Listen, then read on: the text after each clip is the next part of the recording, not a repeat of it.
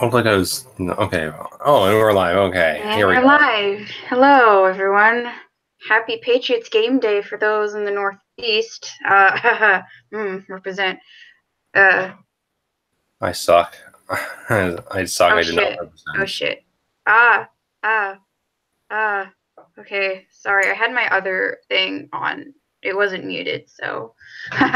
Okay. Hello, everyone. My name's Millie, as you all know. Those you don't know, this is the 8th episode, so I guess it's time to catch up if you haven't. But anyway, for those who don't know, I have a movie review blog.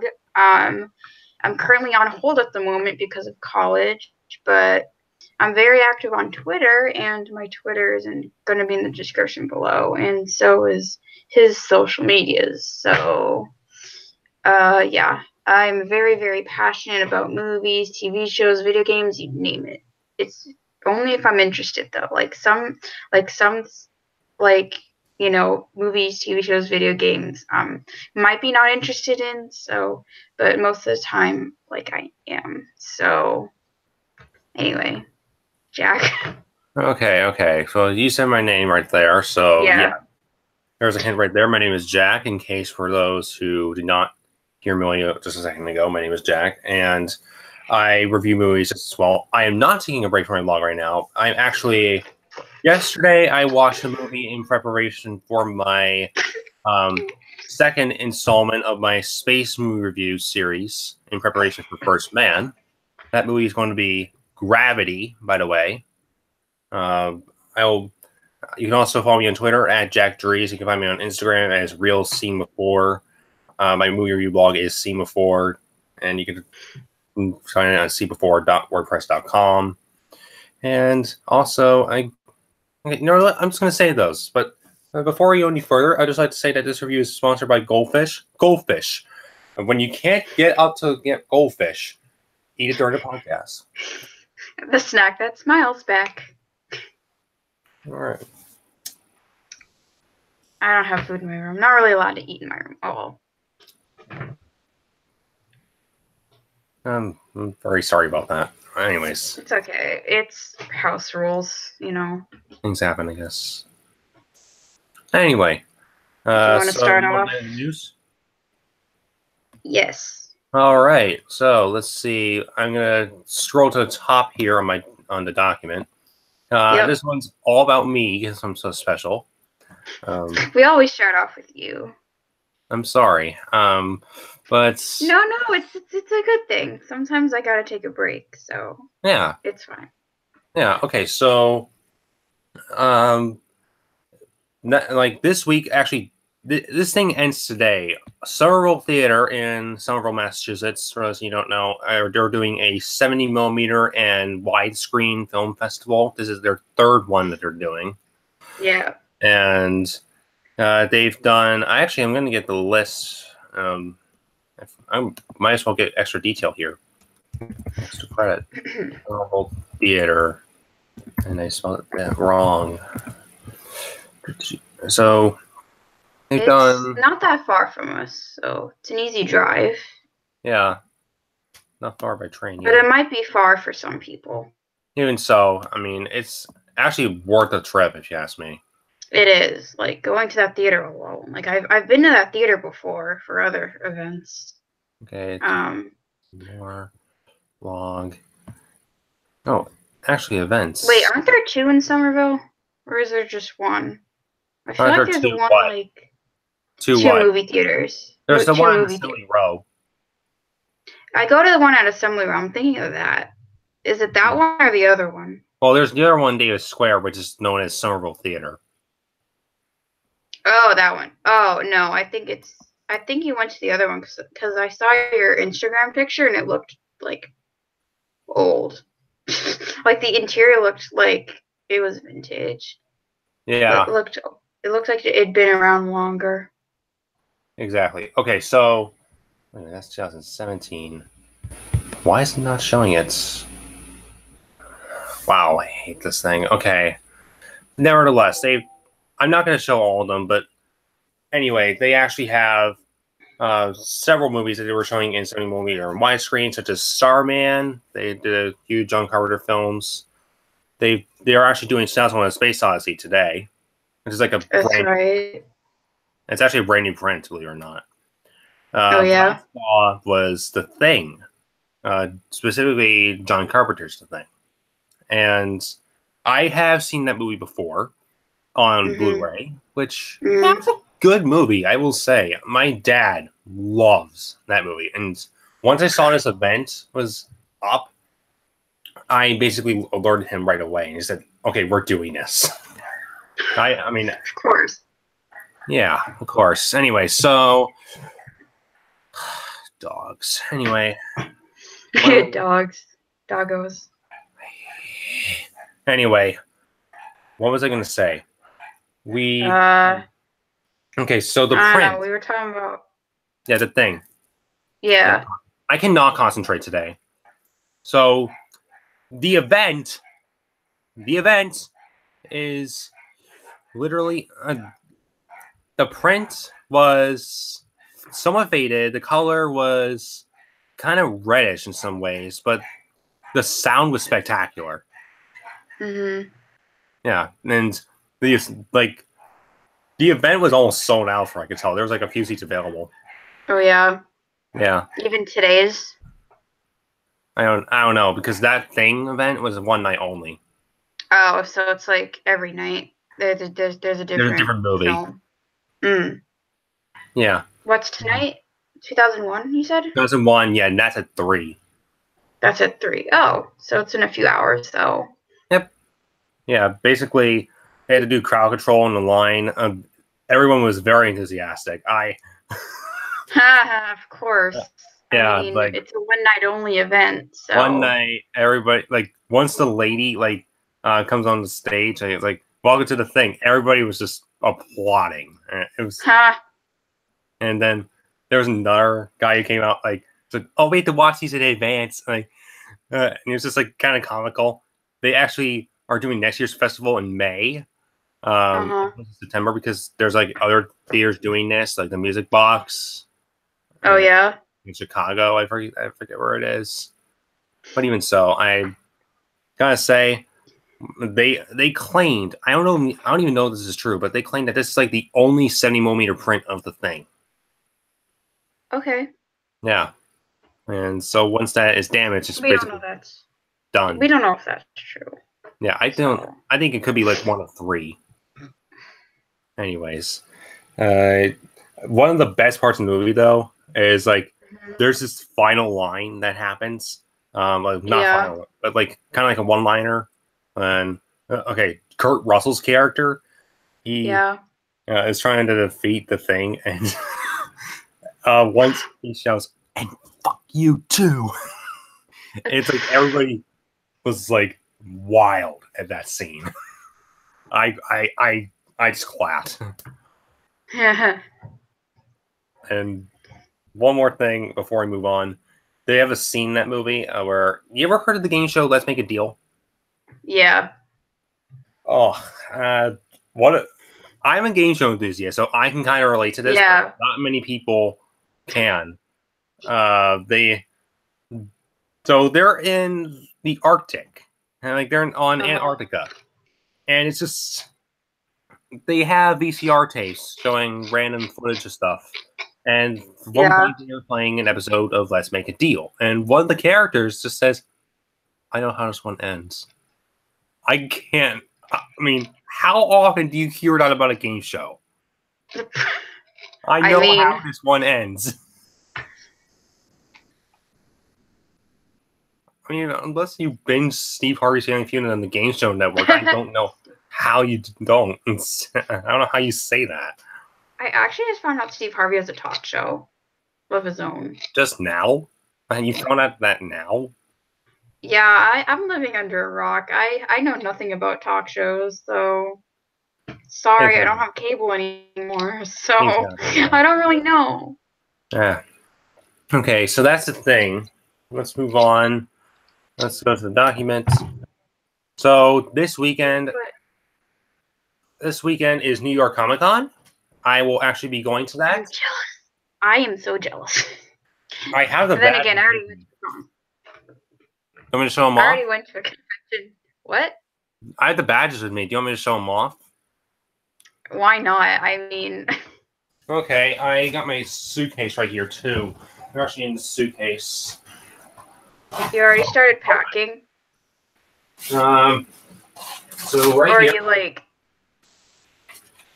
I got 4 badges. 4? 4. Wait. Are you going with your... Who else is going with you? Well, there was a friend that was supposed to go with me.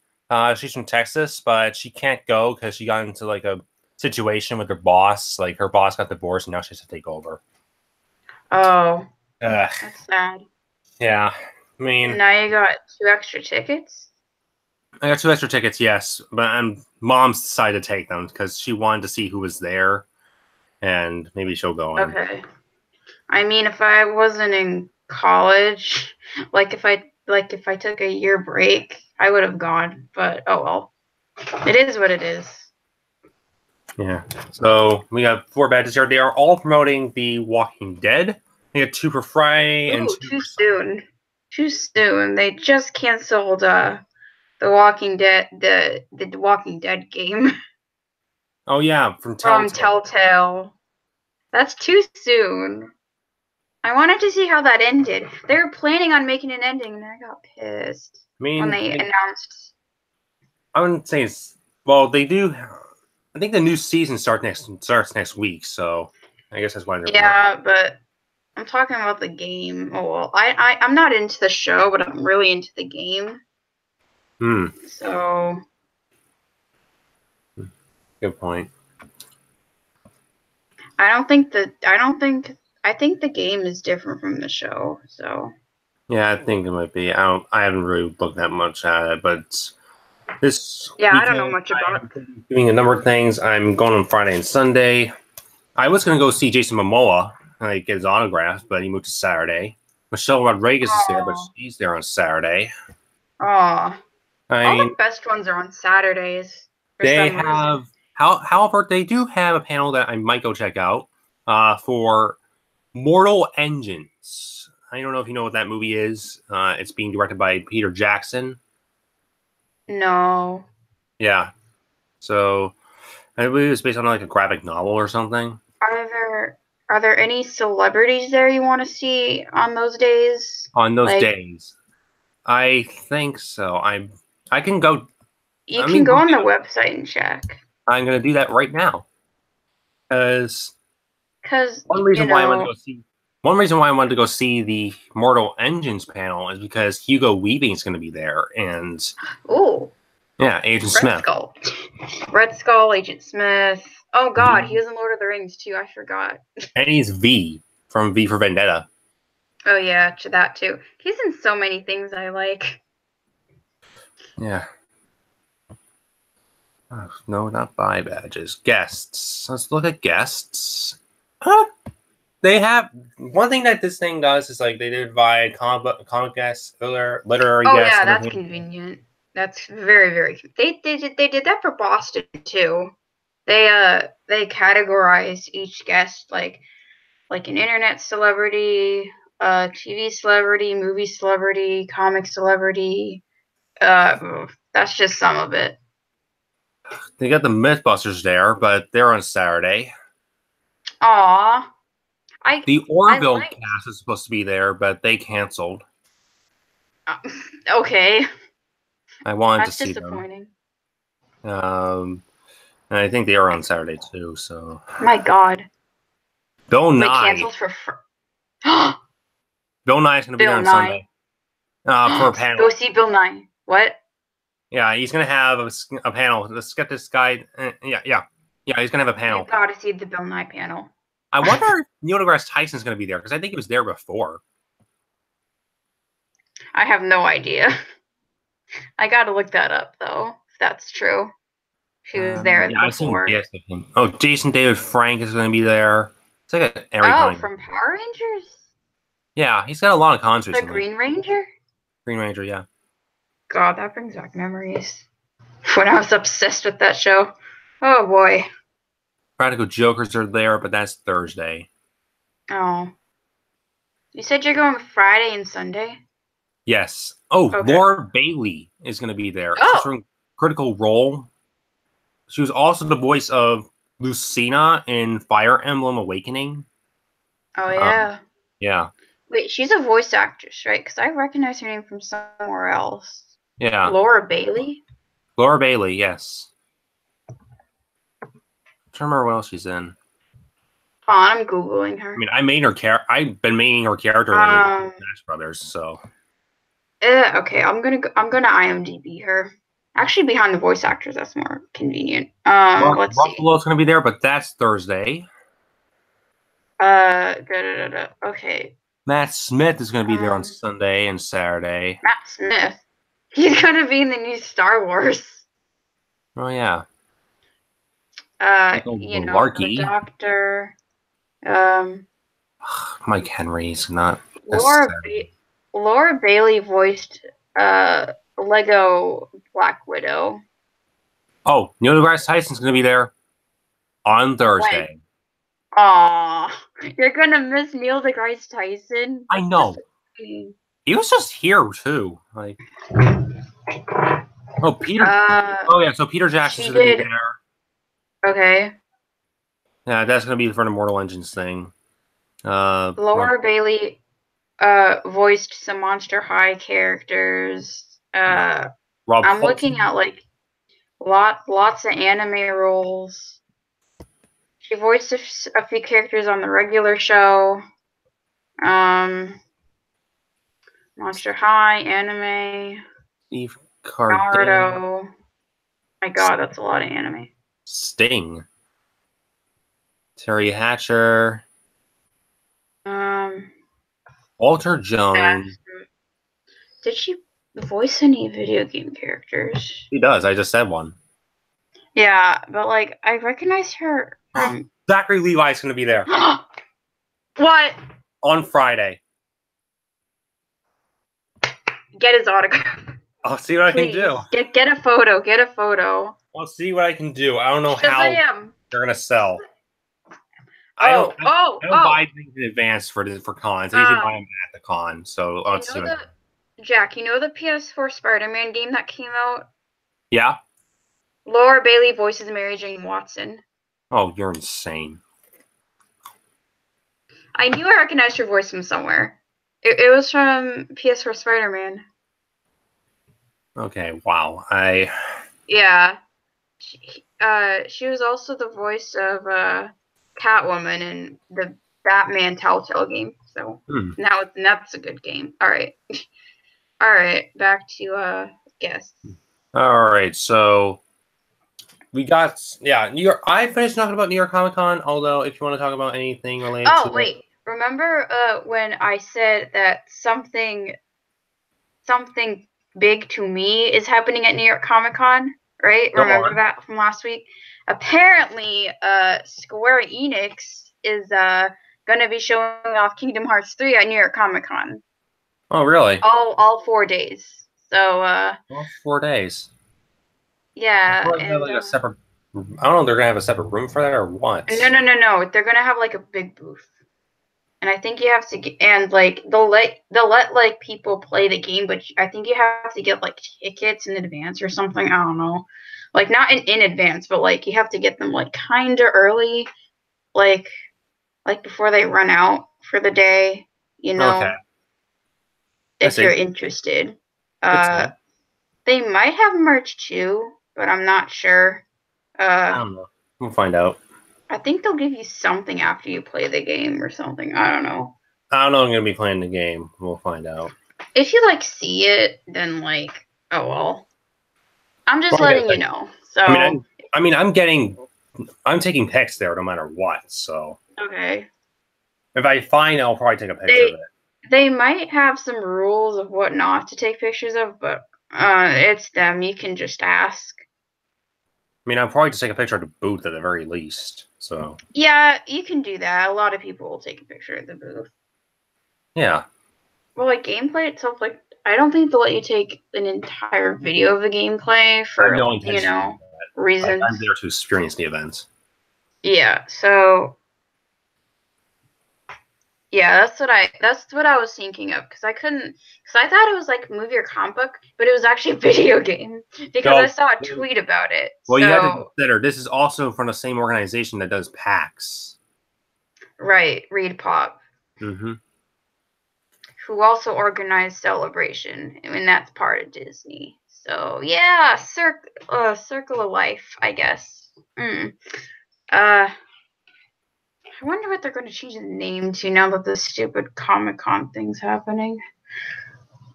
Like, Yeah, like probably. They're probably gonna just be something, known. some stupid title. I don't know. Yeah, they already got Big Apple Comic Con for something else, I believe. So Oh, well, now I can't take that. So, yeah, well, Comic Con's still in the name though.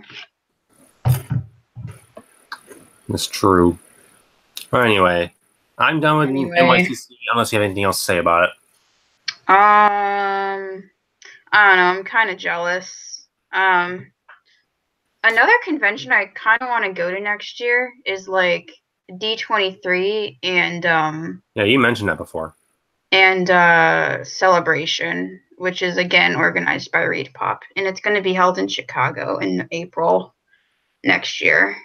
Yeah, you. I went to Orlando last year and it was super fun. But like first day, it was like 80 degrees and I had to wait 2 hours in line outside the convention.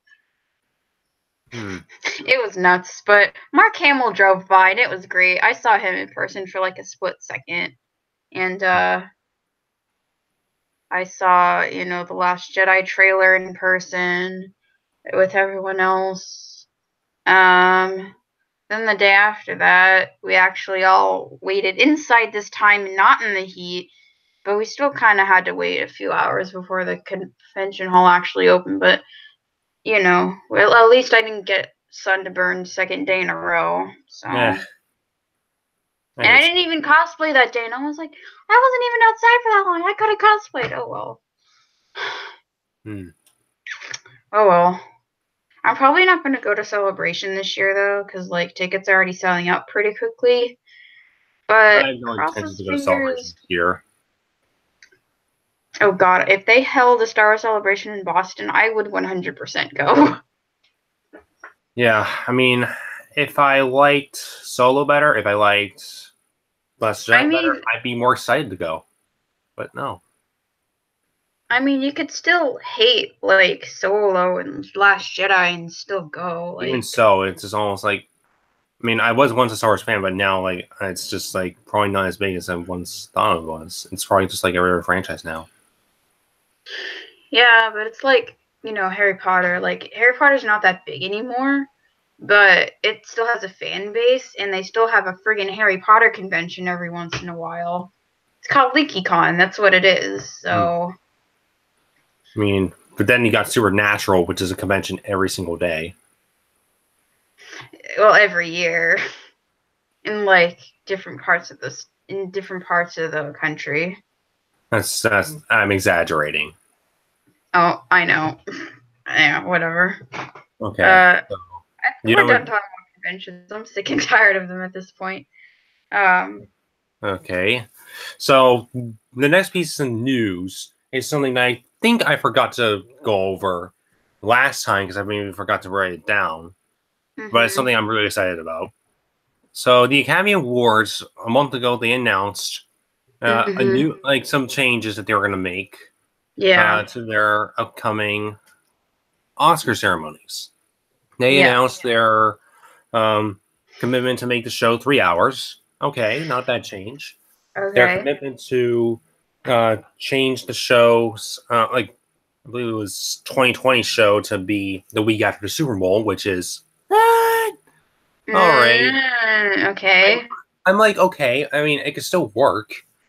I mean, and I will say for the 3 hour thing, I'm a little skeptical on it, but it could still work because it means you have to ignore some categories. But you also have the one change that might be the stupidest thing to ever have come out of the mouth of anyone at the Academy Awards. The introduction of Best Popular Picture. Mm, But luckily, I don't know about that. but luckily, Yeah, that's not happening for now. thank God. Wait, for now? For now, I can It's get. on hold? Yeah, it's As been in, like, delayed, postponing. Yeah, I can get the article up right here. wait, I think you wrote about this, but I don't think we Yes, I actually did. talked about Yes, I it. did write about it. Was this So, 2 weeks ago? Because I feel like we talked about this 2 weeks ago. okay, so I don't remember. no, we started getting back together last week. Oh, that's right. I feel like it was Yeah. before my little break we talked about this. I meant We talked about our we last show before we got on break was in August. This happened in right. September. But Okay, whatever. Just talk about like the whole academy thing. I don't want to argue about this now. okay, so Yeah. basically this award was designed. I don't know why it was even thought about in the first place. It could have been anything. Maybe ABC wanted this. Maybe the Academy wanted this to get more rating, get higher ratings because last year's show was the lowest they ever had, apparently. Damn it, Disney. Yeah, exactly. ABC. They probably just want Black Panther to get an Academy Award just to get an Academy Award. And let's see. There have been a wide range of reactions to the introduction of a new award, and we recognize that the need for further discussion with our members, Academy CEO Don Hudson said Thursday. We have made changes to the Oscars over the years, including this year, and we will continue to evolve while also respecting the incredible legacy of the last 90 years. I'm glad it's not happening next year. I'm glad it might. Yeah, me too. I'm like, no thanks. I just don't want this award, period. It basically destroys the integrity of the Oscars. Right? Yeah. Like, it takes probably the most prestigious award show of all time when it comes to cinema and just basically destroys it. Mm-hmm. Yeah. I mean, although, if you had to pick a best popular film for next year, what do you think would be your pick? A cross between episode 9, if that goes well, and Avengers 4. Oh, next year. Okay. From my perspective. Okay. How about this year? That's kind of what I meant. This year. Well, definitely not Solo. Definitely. It's between Infinity War and another movie you mentioned. No, not Black Panther. Like, really? no, you said like this movie was better than Infinity War. Mission Impossible Fallout. That, yeah. That'd be my pick, personally. Mm-hmm. I mean, honestly, but since I haven't seen Mission Impossible Fallout, I'd say Avengers 4. I mean, not Avengers 4, Avengers Infinity War. yeah, there's a cross between those two for me. Like, yeah. I don't know which is better. Like, both tie at this point for my number one of the year. What about for 2019? What are your picks? Like your predictions? I think what's coming out next year. You got Shazam, you got Captain Marvel, you got Avengers 4, you got Spider-Man 2, you got Star Wars episode. There are so many good ones. Like Lion King. the Lego Movie 2, the second Lego Movie sequel. Oh, Lego Movie 2, second part. Oh God, there's so many coming out next year. How to Train Your Dragon 3 is coming out next year. That's right. Toy Story 4. You Are My Friend. Oh God, Toy Story. Oh God, we're gonna talk about Toy Story 4. Oh my God, I'm gonna cry. I'm sorry. Okay. Okay. Oh boy, this movie. Okay. I mean, I don't know. You want to move on? Yeah, let's move on. I don't want to cry on stream.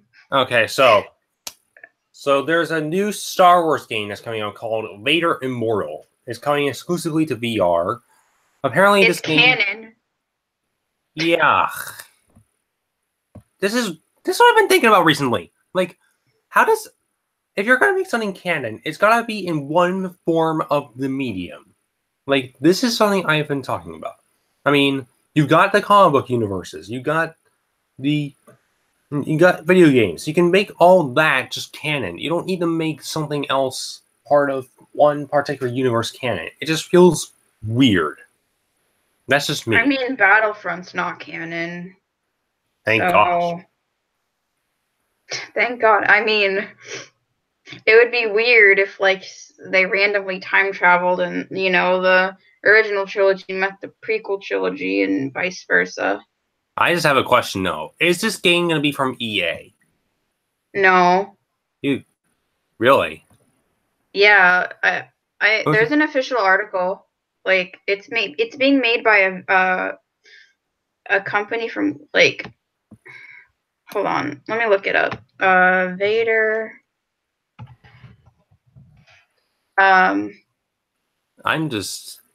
It's not being made by. It's being made by ILMX LAB, and that's completely separate. It's basically a VR company. And apparently there are episodes, so I'm assuming there are multiple, like, parts. So that means they're probably not going to have you pay $100 to be Darth Vader. Yeah. I'm looking at the official Star Wars article. So it says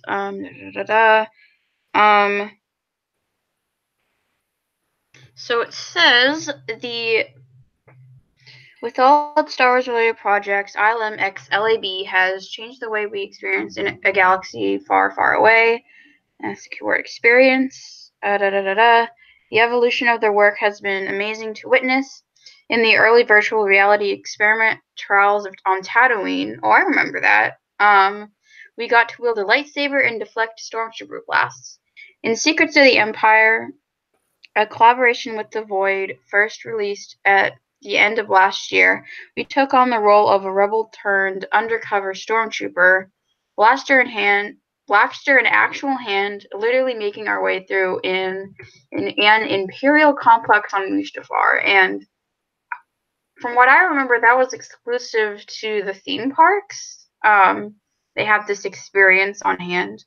And the Trials on Tatooine, that was like a downloadable, like, VR headset thing that people can get easily. So, and that was actually made by the same people who were making Vader Immortal. This has all led here to today's review at Oculus Connect 5 in San Jose, California, of Vader Immortal, a Star Wars VR series, Episode 1, an experience coming in 2019 to the newly announced Oculus Quest. And the official teaser is on YouTube if you want to look at that. It will be a 3-part series between Star Wars: Revenge of the Sith and A New Hope. So, like Rogue One. Better just be on, like, PlayStation VR or something. I know, but oh well. No other details have been disclosed except what it looks to be the next step in Star Wars VR.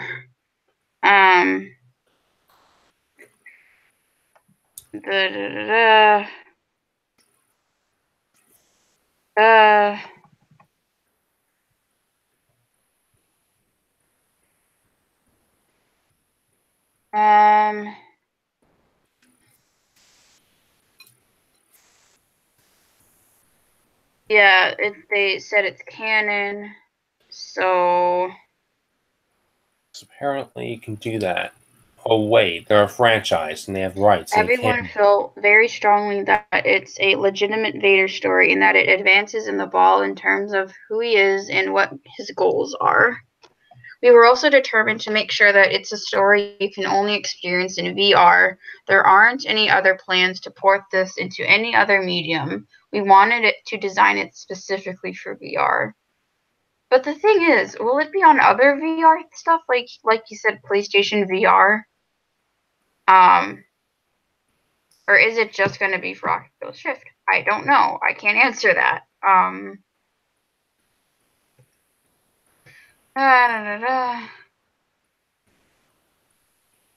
don't know.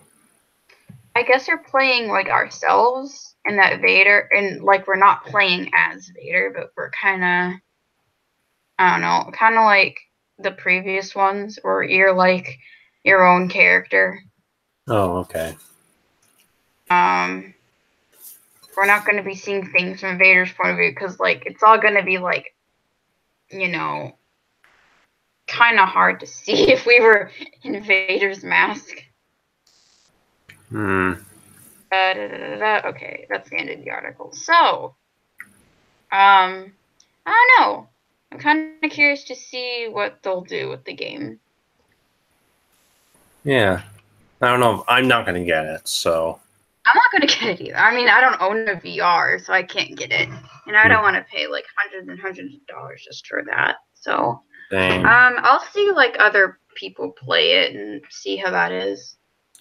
And maybe try to comprehend what's going on. Yeah. Like I did with like Spider-Man PS4. Because I don't have a PS4, but you know, oh well. Anyway, so our next thing, more Star Wars news, of course. Yep.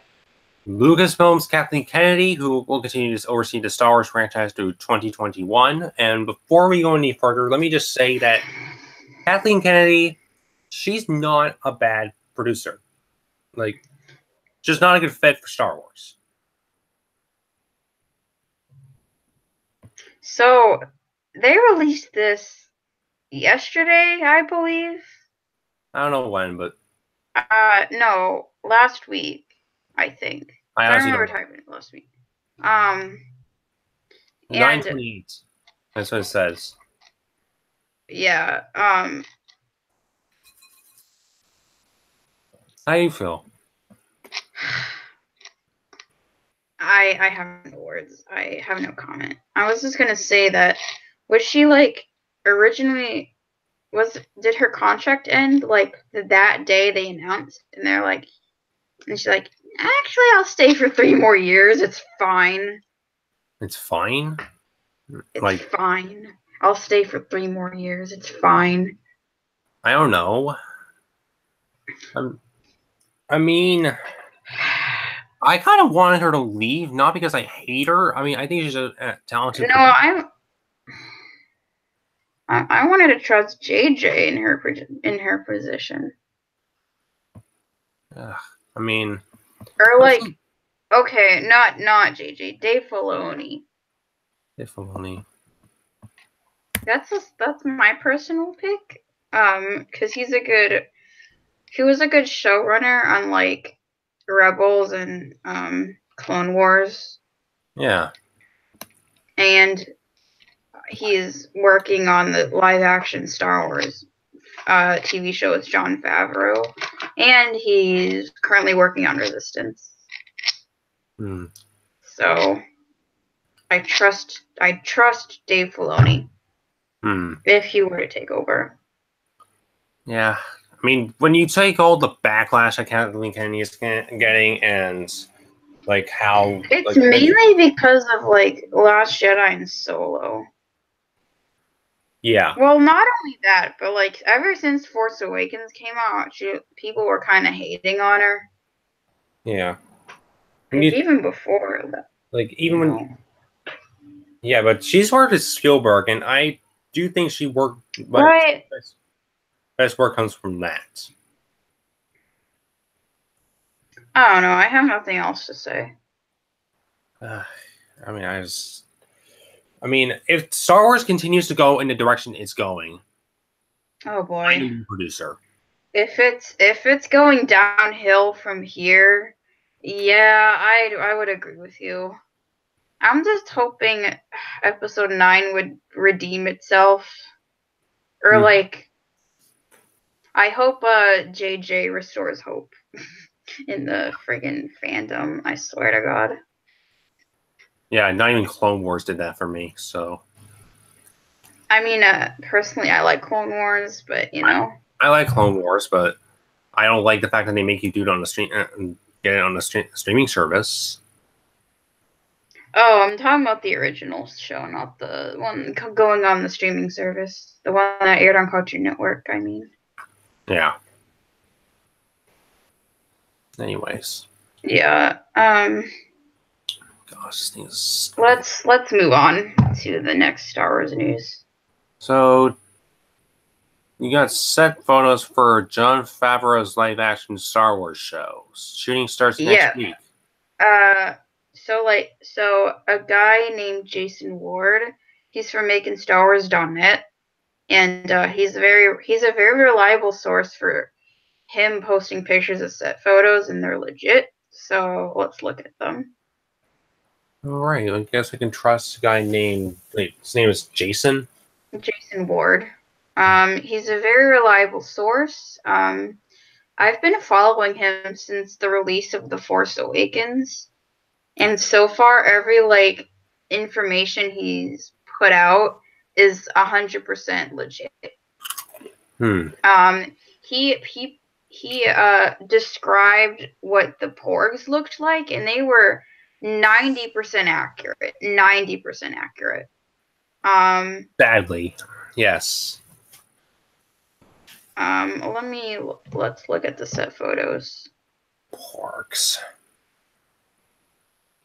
Oh, and the designs for the new designs for the stormtroopers, he described them accurately as well. Okay. Let me screen share this with the stream. As well. Okay. So we got our first photo here.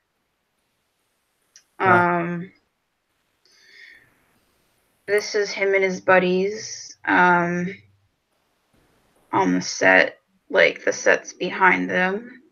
It looks like a desert planet to me. I don't know about you, but it looks like it. Like with all the sand in the structures. They podcasted from there. Oh, that's funny. Okay. Next photo. This is all on his Twitter, by the way. So yeah, I see. Exclusive high-res photos.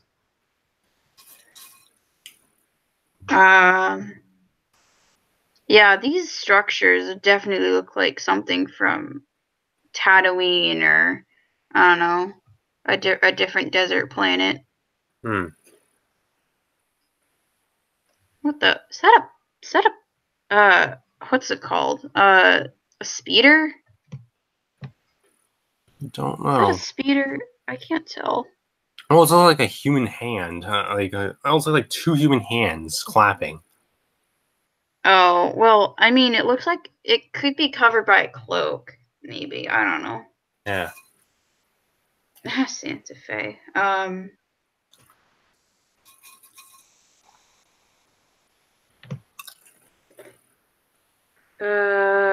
Okay. Next photo. Again, I think it's a different angle of the structures. Again,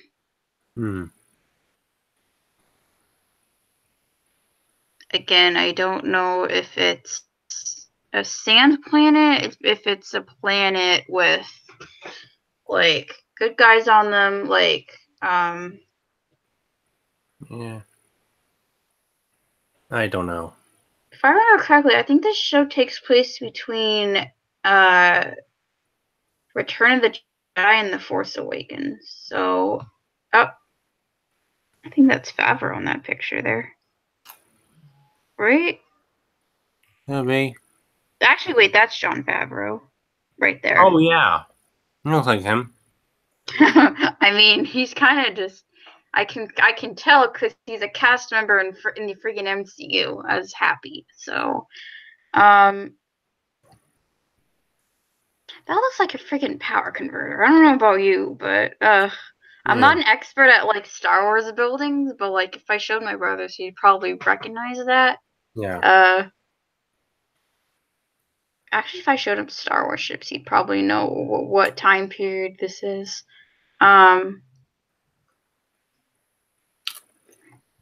That's about it. So, I don't say. I got nothing to say either, but it's kind of vague, obviously. Like, I know they're under a non-disclosure agreement.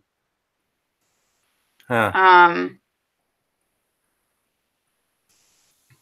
But I know they're not supposed to talk about this, so I'm not going to comment anymore. It just looks like a desert planet to me, but I could be 100% wrong once this show comes, like at least until the trailer comes out or until like more information drops about it, but Yeah. I don't know. I'm kind of interested what's in store for this show. So, yeah. Let's move on. All right, more Disney news. I see. Yep. Do you want to talk about this? So Disney confirms that they are indeed using James Gunn's script for Guardians 3, and I think there was also confirmation from wasn't there a confirmation from James' brother Sean? Or yeah, it came from his brother. So I don't see how that's Disney confirming. Well, it's Disney and Sean Gunn. Okay. Yeah. It also says so in the friggin' title. Well, the title says Disney plans to use James Gunn's Guardians 3 script confirms Sean Gunn. So Sean Gunn confirmed it. So, oh well. Yeah.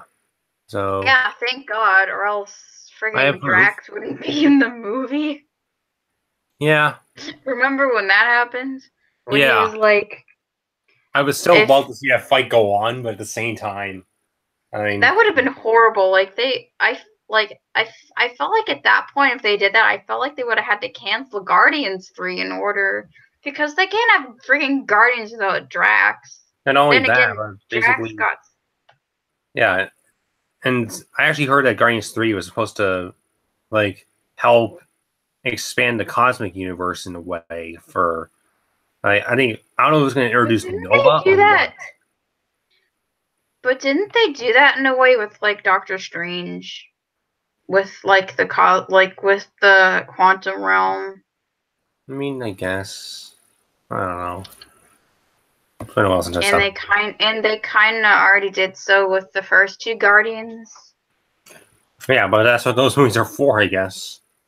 Yeah. And maybe with Captain Marvel, they'll expand on that, especially with the Skrulls. I don't know. We'll find out. Especially Ronan's there, too. Ugh.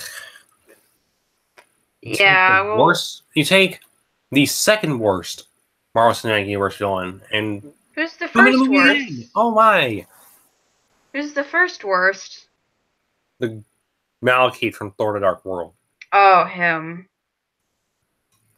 Yeah. He's not even that memorable. He's just cliche. I just don't even remember his name. Jesus.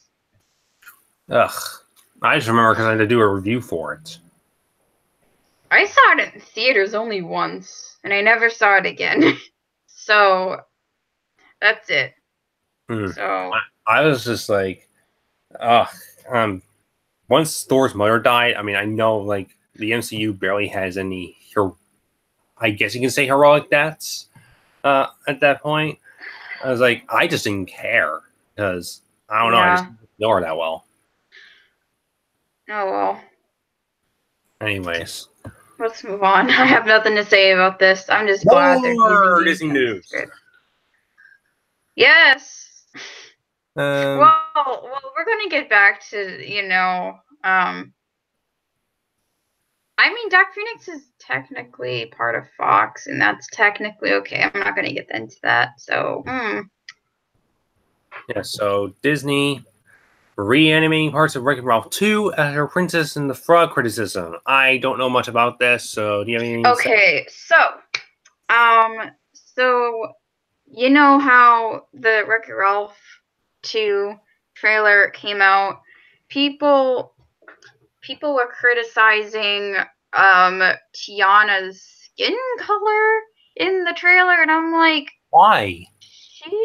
I don't know. I wasn't part of this, but apparently people thought, oh, she doesn't look right. She has to be changed. And it went as far as to Tiana's official voice actress freaking going to Disney Animation Studios and saying, hey, I would like Tiana to be changed for some reason.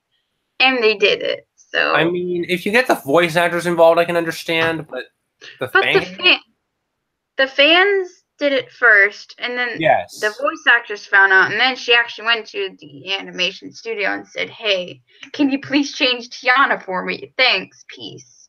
Like, I don't know how it went down. I'm just I know speculating. No, that'd be awesome if it went peace. Yeah, that's basically the story. So I mean, I don't know. I thought she looked fine. Like, what the hell, Disney? you gotta get the people what they want. I know, and to me she looked fine, but apparently to other people she didn't. So, oh well. Comment down below. Like, what was wrong with Tiana? Thanks. Okay, so the Dark Phoenix trailer is now available to watch. I have not seen the trailer, believe it or not. I have. Yeah, I know you have. And what are your thoughts on it? Well, I thought it was good, but I was getting there was a movie with the very same exact concept with like Jean Grey turning dark. I forget which movie it was. Jean Grey turning dark, I don't know. Let me look it up. X-Men is not. Oh wait, X-Men Last Stand, I think. I think that's what it was. X-Men Last is not my forte.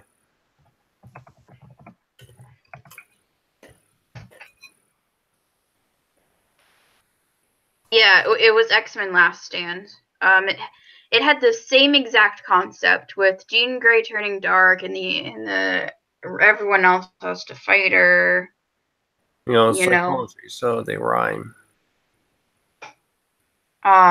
So yeah, people were kind of criticizing this movie for kind of copying X-Men Last Stand. But I kind of hope they do something different with this one. I mean, let's look at X-Men The Last Stand. Let's take a look at X-Men The Last Stand for a second. Hang on.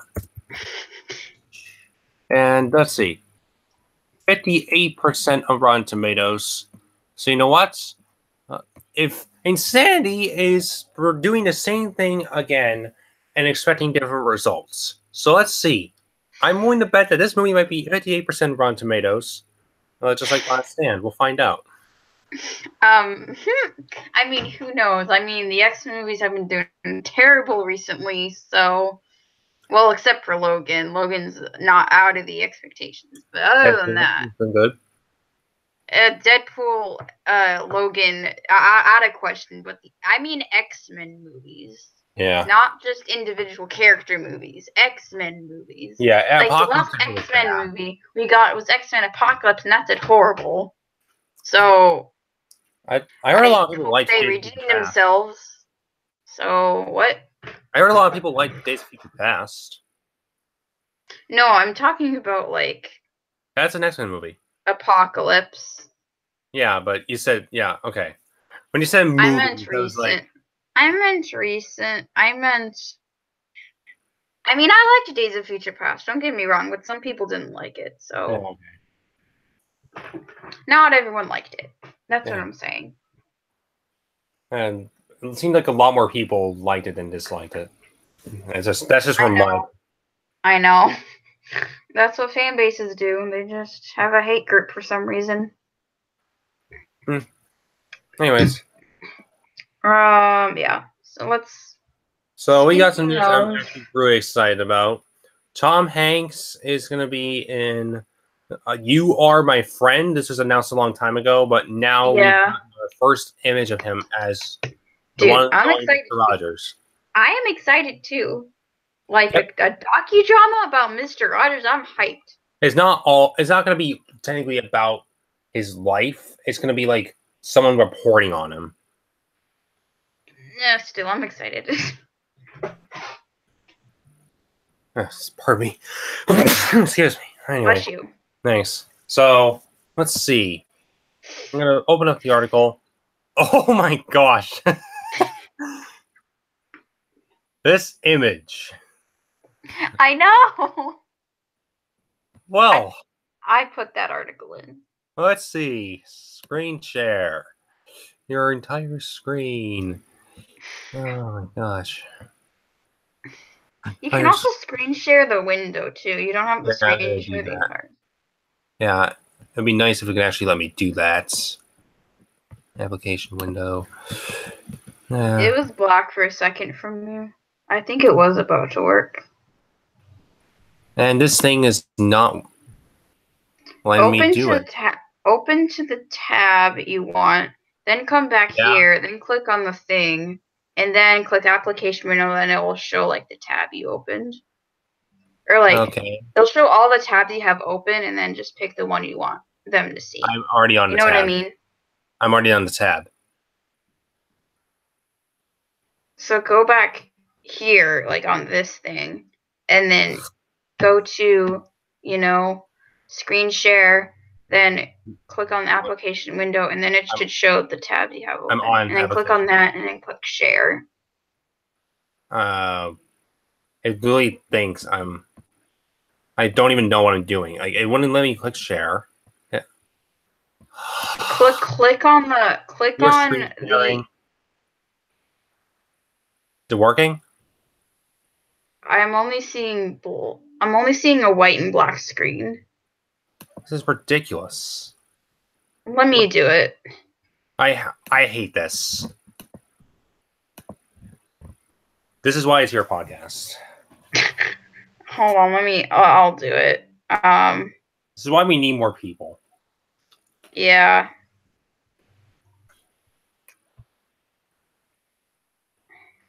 I don't know why on my end it's working, but because I suck at Google. All right, let's look at this. That freaking comparison. I can't.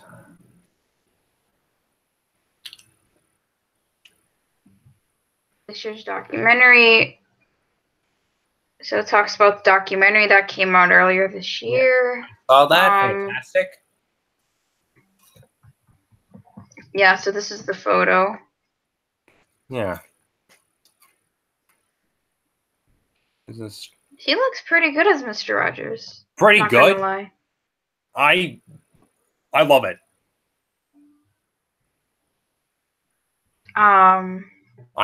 Yeah, that's about it. I honestly have no words. This is actually probably. I said on the Nice Nirvana Facebook group, this is my most anticipated movie of the year now. When's this coming out? Next year? Next year. Next year. This is not my most anticipated, but this is definitely in my top 10. Yeah, I mean, once I saw this, I was like, and went from really looking forward to this movie to wanting this movie now.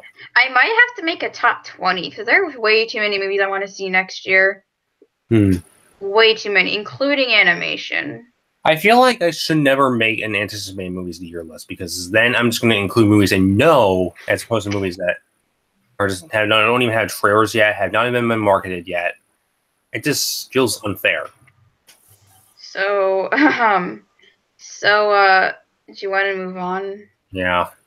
Okay. So speaking of Tom Hanks, it's kind of going into Toy Story, and Tom Hanks is in that. So this is about Toy Story 4.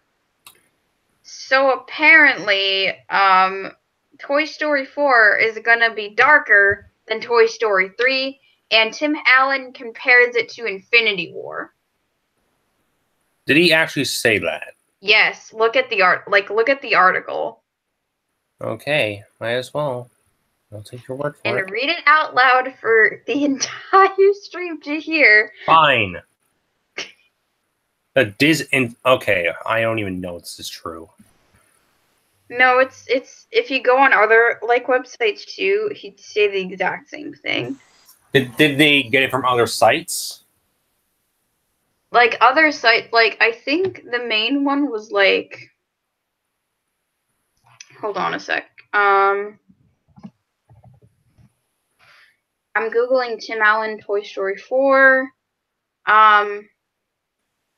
You can go on comicbook.com, IGN, Okay. CNET, independent.co.uk. Okay. Yeah, so it's on every article. I'll read what Tim Allen says. Yes, I can't believe it. I gotta resist getting emotional because I don't want to give it away, but this is an incredibly great story. If you're at all a big superhero fan, Infinity War, I'm a big superhero fan. That didn't seem like it was going to work, but it was a lot of vignettes that all made sense. This Toy Story 4 did that. We've only been through it once. There will be several more incantations or incantations, but it's so emotional. It's so funny. It's so big, the idea that they come up with. I'm startled. All right, 3 I thought was amazing. This one, no, 3 I thought was amazing. This one, I couldn't even get through the last scene, okay? Wow.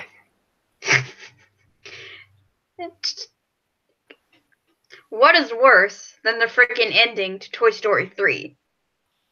What can be worse? That made me cry. That ending scene made me cry in the theater when I was 10 years old. Is everyone going to freaking die? Is Bonnie gonna have this disease and the toys can't do anything about it? Like, what the hell? What the hell? Are the toys gonna get thrown away? Is there going to be a time jump between 3 and 4 and Bonnie's too old now be same because of Andy and she donates the toys to whomever? What is happening in that movie that made Tim Allen cry? I don't know.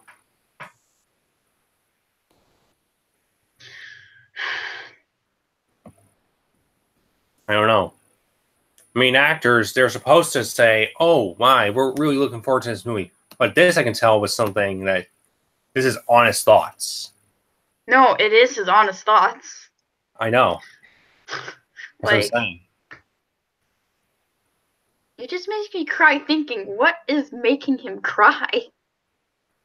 I'm not ready for a trailer for this movie. If a trailer comes out for this movie, I will cry. I told everybody. I told nobody really.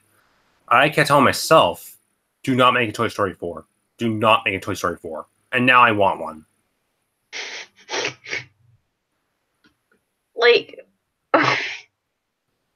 What the hell, Disney? You already made me depressed after Infinity War, and now you're gonna make me depressed because of Toy Story 4? I just bring it on. God damn it, Disney. Playing with my feelings, I swear to God. Or Pixar, she should say. Pixar is probably doing. I mean, Pixar did some dark shit too. Like with Coco. They literally killed Pixar in that movie. I mean, because the movie's about death, but there was straight up murder in that movie. Anyway, so speaking of things that are very dark and gory and depressing, Fox is releasing a kid-friendly version of Deadpool 2 in theaters for a limited time. By kid-friendly, I mean like every other superhero movie, PG-13. There was a Twitter post made by Ryan Reynolds right before the announcement was made, and it's a reference to Princess Bride. Yes, I saw that. Fred Savage. I'm wondering why that's the case. Like, apparently I saw articles saying that Fred Savage is probably going to reprise his role as the kid in bed. Wait a minute. Okay, I have So a I'm theory. thinking So what they're doing is getting Fred, like, they're going to do like a parody on The Princess Bride. And yeah, they're so going to go over the dark parts and just show all the lighthearted parts. or maybe Deadpool can try not to be so dark with the kid, and like he basically describes what happens, like the dark parts in a more family friendly way. That's what I'm Is that what thinking. you mean? Yes. That would be funny as hell. Like, I said to myself, never That's a- make 13 Deadpool. Like, this is maybe the one exception I'll give. I Same. don't know how this will work. I don't know even if it will work. I think Deadpool will acknowledge the fact that this movie is indeed PG-13. You may bring your young children to this one. Just be aware that don't watch the rated R one. It's not meant to be for children. You know? Yeah, but if this means that we're the rest of the PG-13, if this means we're going to get Deadpool 3 and it's only PG-13.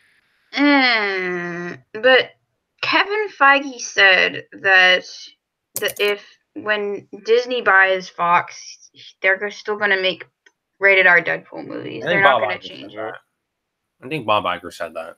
Bob Iger, Kevin Feige, whoever said that, said. I don't know if it's going to be true, but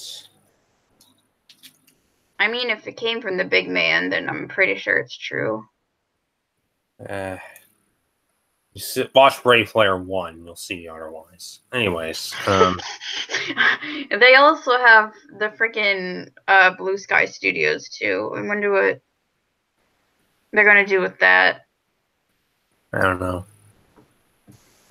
And I also said that this, like, news actually. So this movie is going to be coming out like around Christmas. Yes, the holiday season.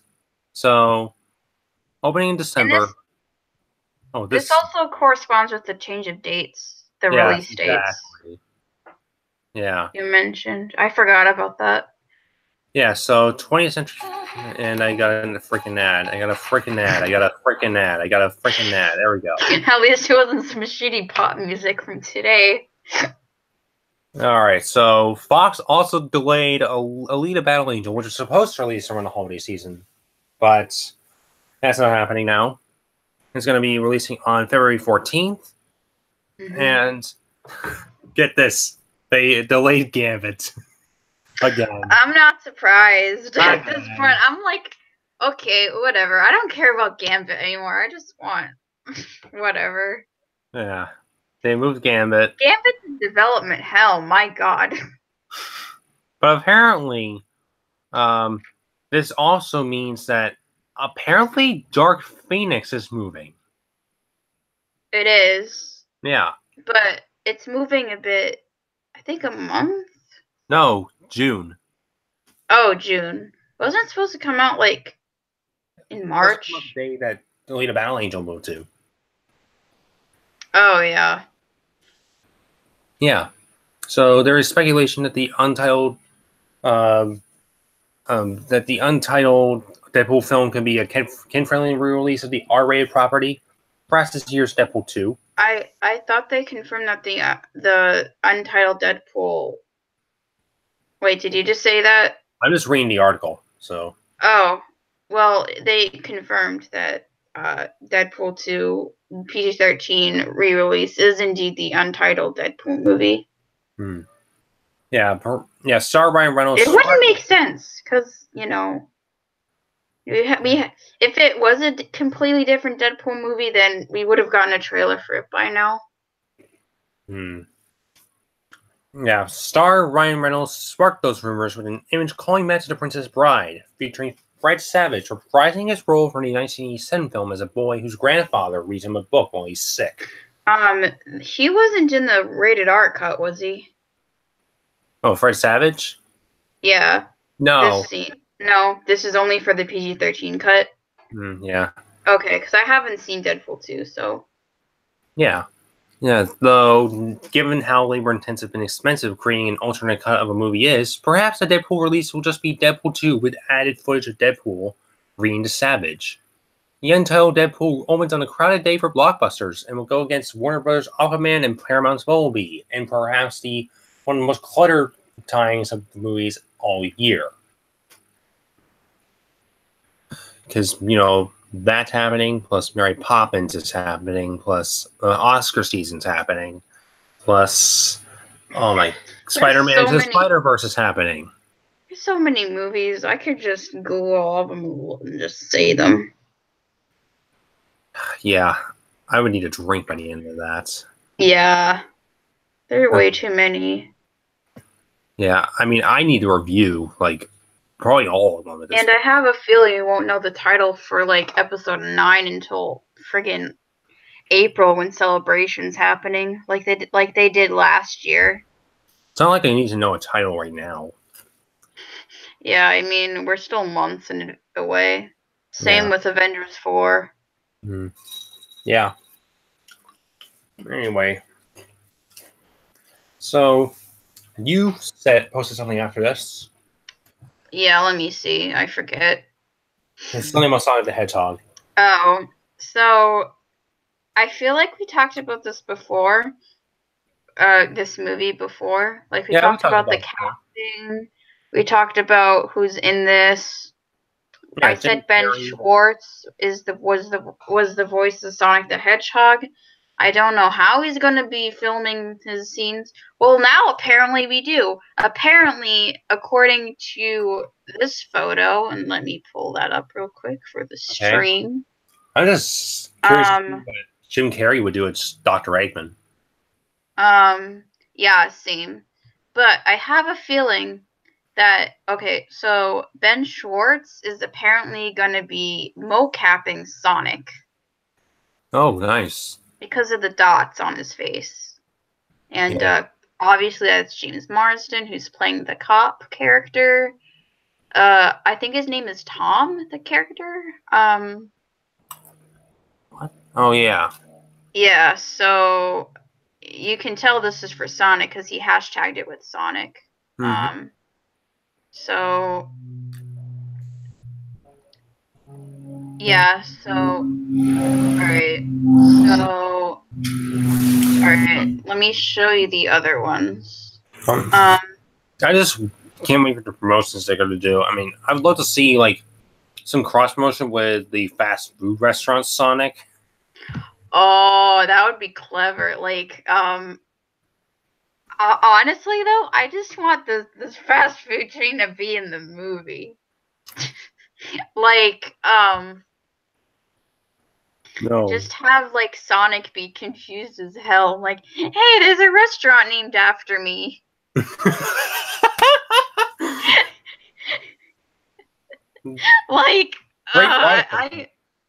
I don't even know. Okay, here's the next set photo.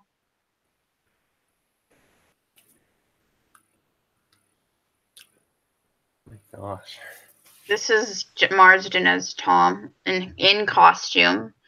As you can see on his badge, it says Green Hills, which is a reference to one of the locations in the Sonic game. Yeah, Green Hill Zone.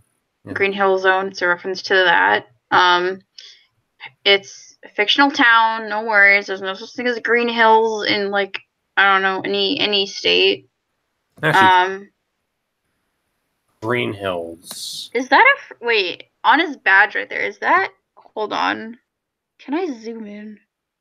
Why? That looks blue. Right here where my mouse is. Yeah, it looks blue. I feel like that's a reference to Sonic. I could be wrong, but oh well. I don't know. It could be chaotic. I wonder what role Sonic's gonna have in this movie. Is Sonic gonna come from another dimension like the Smurfs, or is Sonic already gonna be living in this town? Because this town is Green Hills, so I mean, I don't know. There's so many questions that we're probably not going to have answers to until the trailer comes out for this movie. Yeah. I'm just going to go ahead and just do this on the So here we have James Marsden helping the ducks cross the road. Oh yeah, make way for ducklings. This is part of the movie because clearly Boom Mike is still, you know. So this is part of a scene. This isn't just a those aren't just random ducks just walking. Yeah. So anyway, and last, this is actually okay. So apparently they're filming a campfire scene. Huh. For this movie, and they're apparently filming it. This is all before. Oh, this was in August. This was like earlier, but I never knew about this until now. So this was from like a month ago. But I don't think we ever talked about this. We never did, no. Hedgehog Films Incorporated. Oh my god, okay. Okay. There will be no gunfire, however. Atmospheric smoke will be used in gunfire. Gunfire. Oh my god, imagine guns in a Sonic movie. I mean, the cop character has a freaking gun, so he's probably going to be using that.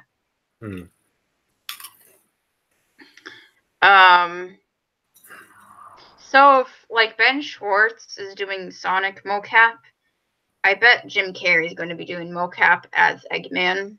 Yeah. I'm not be surprised. And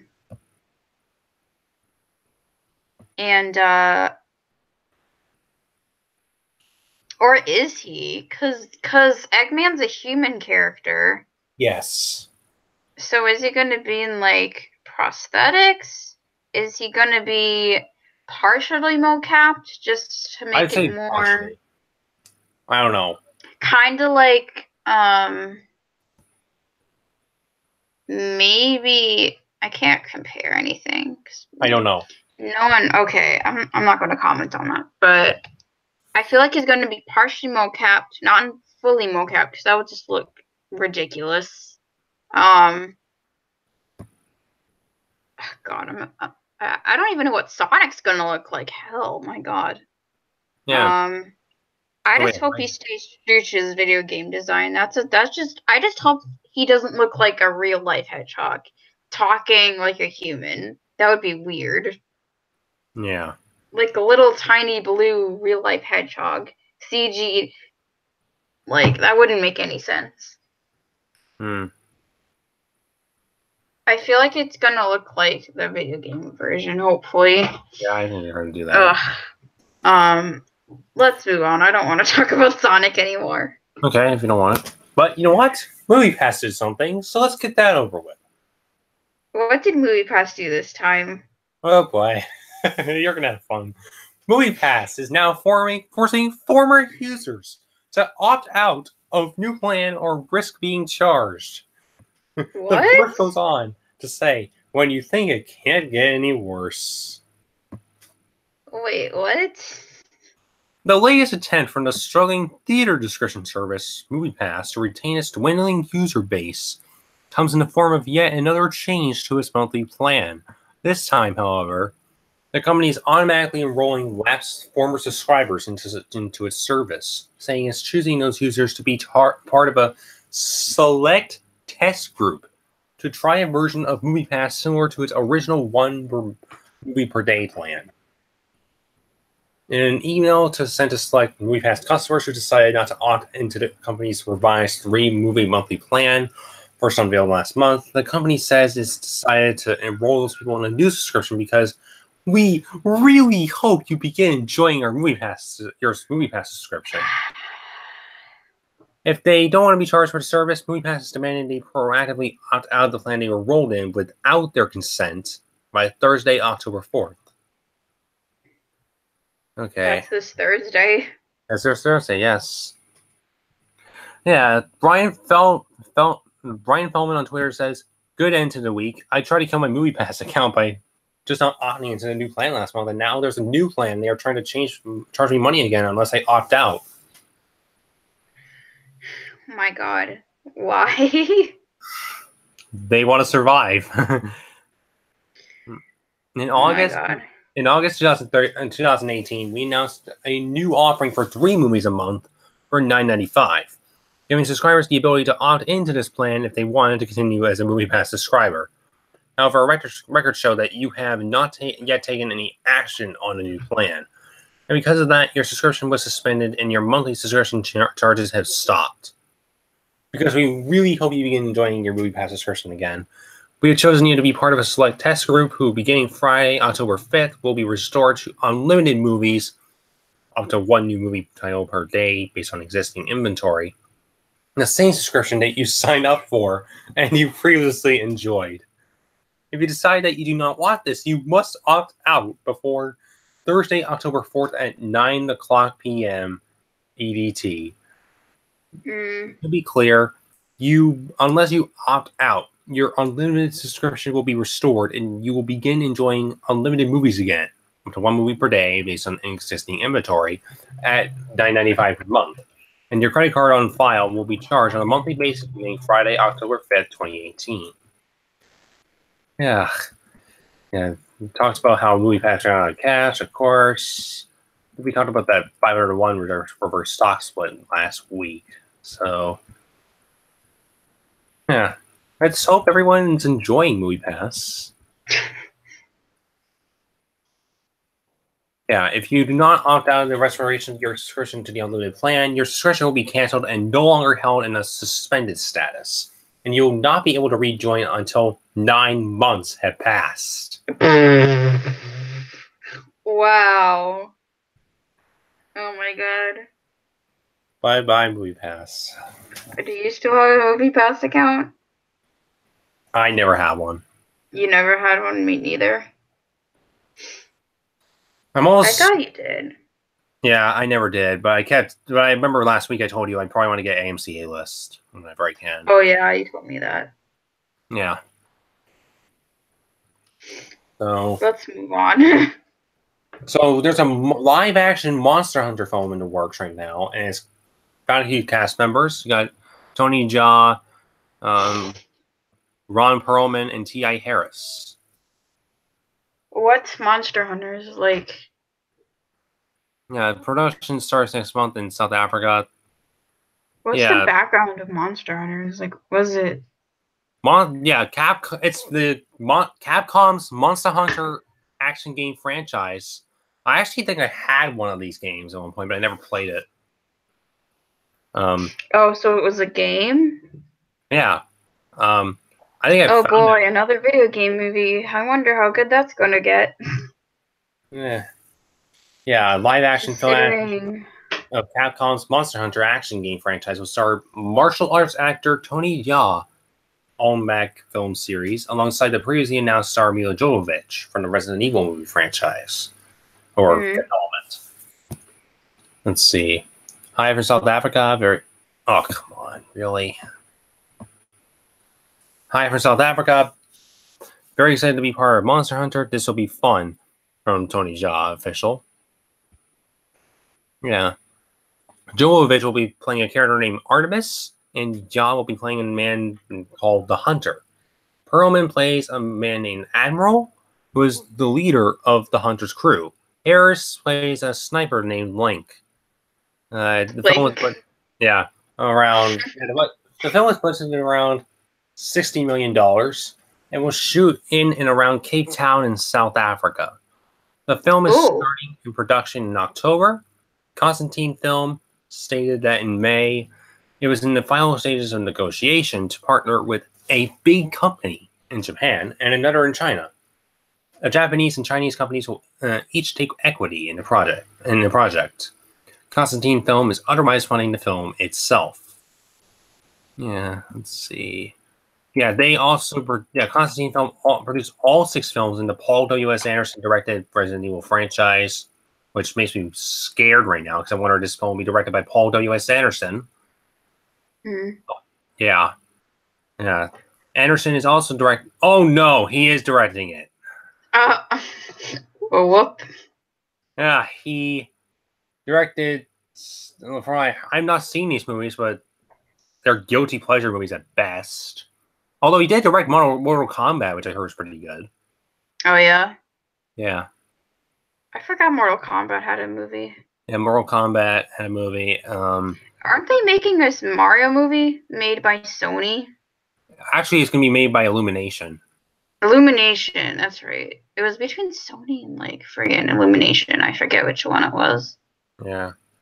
So, I don't know if that's still happening. Like I haven't heard anything from that. Yeah. I hope they canceled it. I really don't want this to happen. I mean, it's an animated Mario movie, so. Yeah, that's what I'm saying. Yeah, if it's Illumination, I want them to cancel it. Exactly. If it's like a stop motion Mario movie from Laika, I'd be like, I'm all for it. Oh, I haven't seen a good not a good one. Like I haven't seen a Laika movie recently. I recommend Kubo and the Two Strings, if you ask me. All right. Yeah, so let's see. Where was I?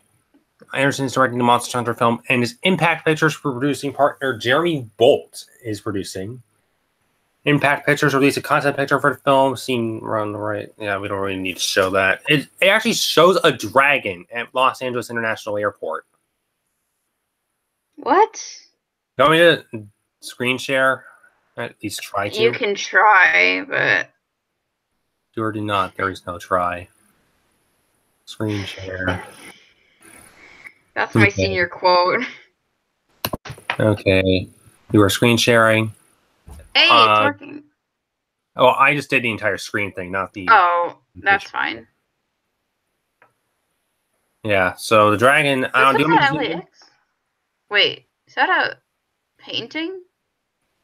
No, this is a concept picture, so... I imagine it could be. I'm imagining it's gonna be obviously live action and CGI. Yeah, it says it's gonna be live action. So I imagine there's CGI and monster is in the title, so I imagine it's CGI. I feel like it's gonna be fantasy mixes with reality. You know.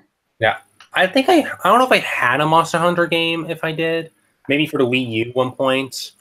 But I've seen a lot of like, whenever I go into GameStop, I believe I saw at least one copy for the 3DS, like Monster Hunter Ultimate Edition. I don't know. Ultimate. Okay. So I don't have much else to say about that. I have nothing either. I'm not into this franchise. Yeah. I just found it, so I might as well record it. That goes that, and... I think everything else is your news that you kind of added on. Yeah. Right? So... Yeah, so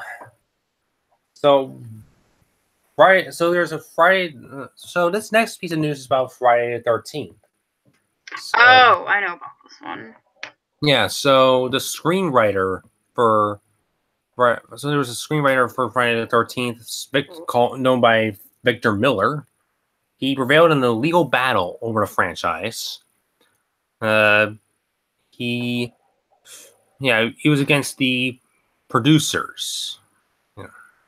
Producers of the cult 1980 horror film, including companies associated with Sean Cunningham, filed suit more than a year ago after Miller aimed to take advantage of a provision of copyright law that allows authors to terminate a grant of rights and reclaim ownership 35 years after publishing.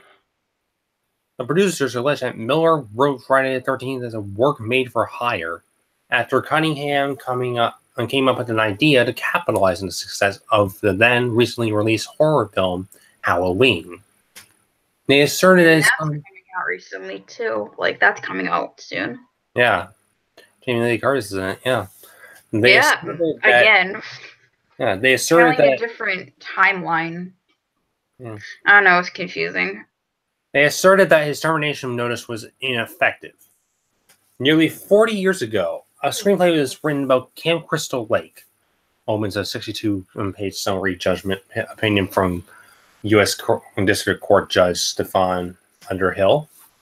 The film created from the screenplay went on to significant commercial success. Lurking below that peaceful service, however, was the Copyright Act's termination rights, waiting for just the right moment. When it would emerge and wreak havoc on the rights to the screenplay. Miller disputed his screenplay. It was a work made for hire, which under copyright law would mean that the producers authored a work and it wasn't eligible for termination. His attorney, Mark Tovaroff, argued that while the screenplay was clearly commissioned as part of a motion picture, there was never any writing instrument as required by law, showing that the screenplay was a work made for hire. The producers responded that not only did Cunningham conceive the idea, but he hired a team, obtained financing, controlled all creative decisions, and importantly, that Miller was a member of the Writers Guild of America, which used a standard form of agreement that made clear Miller was an employee. And so it was on about the court case. No, long story short, the writer wins. Interesting. Yeah.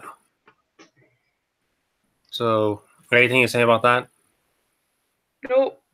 Okay. So, Gal Gadot has been in the news recently. Of course. Yeah. So, she is set to appear in a remake of Death on the Nile. Yeah, Death on the Nile. Is that the Murder on the Orient Express sequel? I don't know. I mean, like, it is. I read the article. Okay. I just knew it was like done because of the success of Murder on the Orient Express. No, this is the sequel to Murder on the Orient. It's just not going to be called Murder on the Orient Express 2 because that already happened. There can't be a second time it happened. Yeah, and Death on the Nile is just called Death on the Nile. Yeah.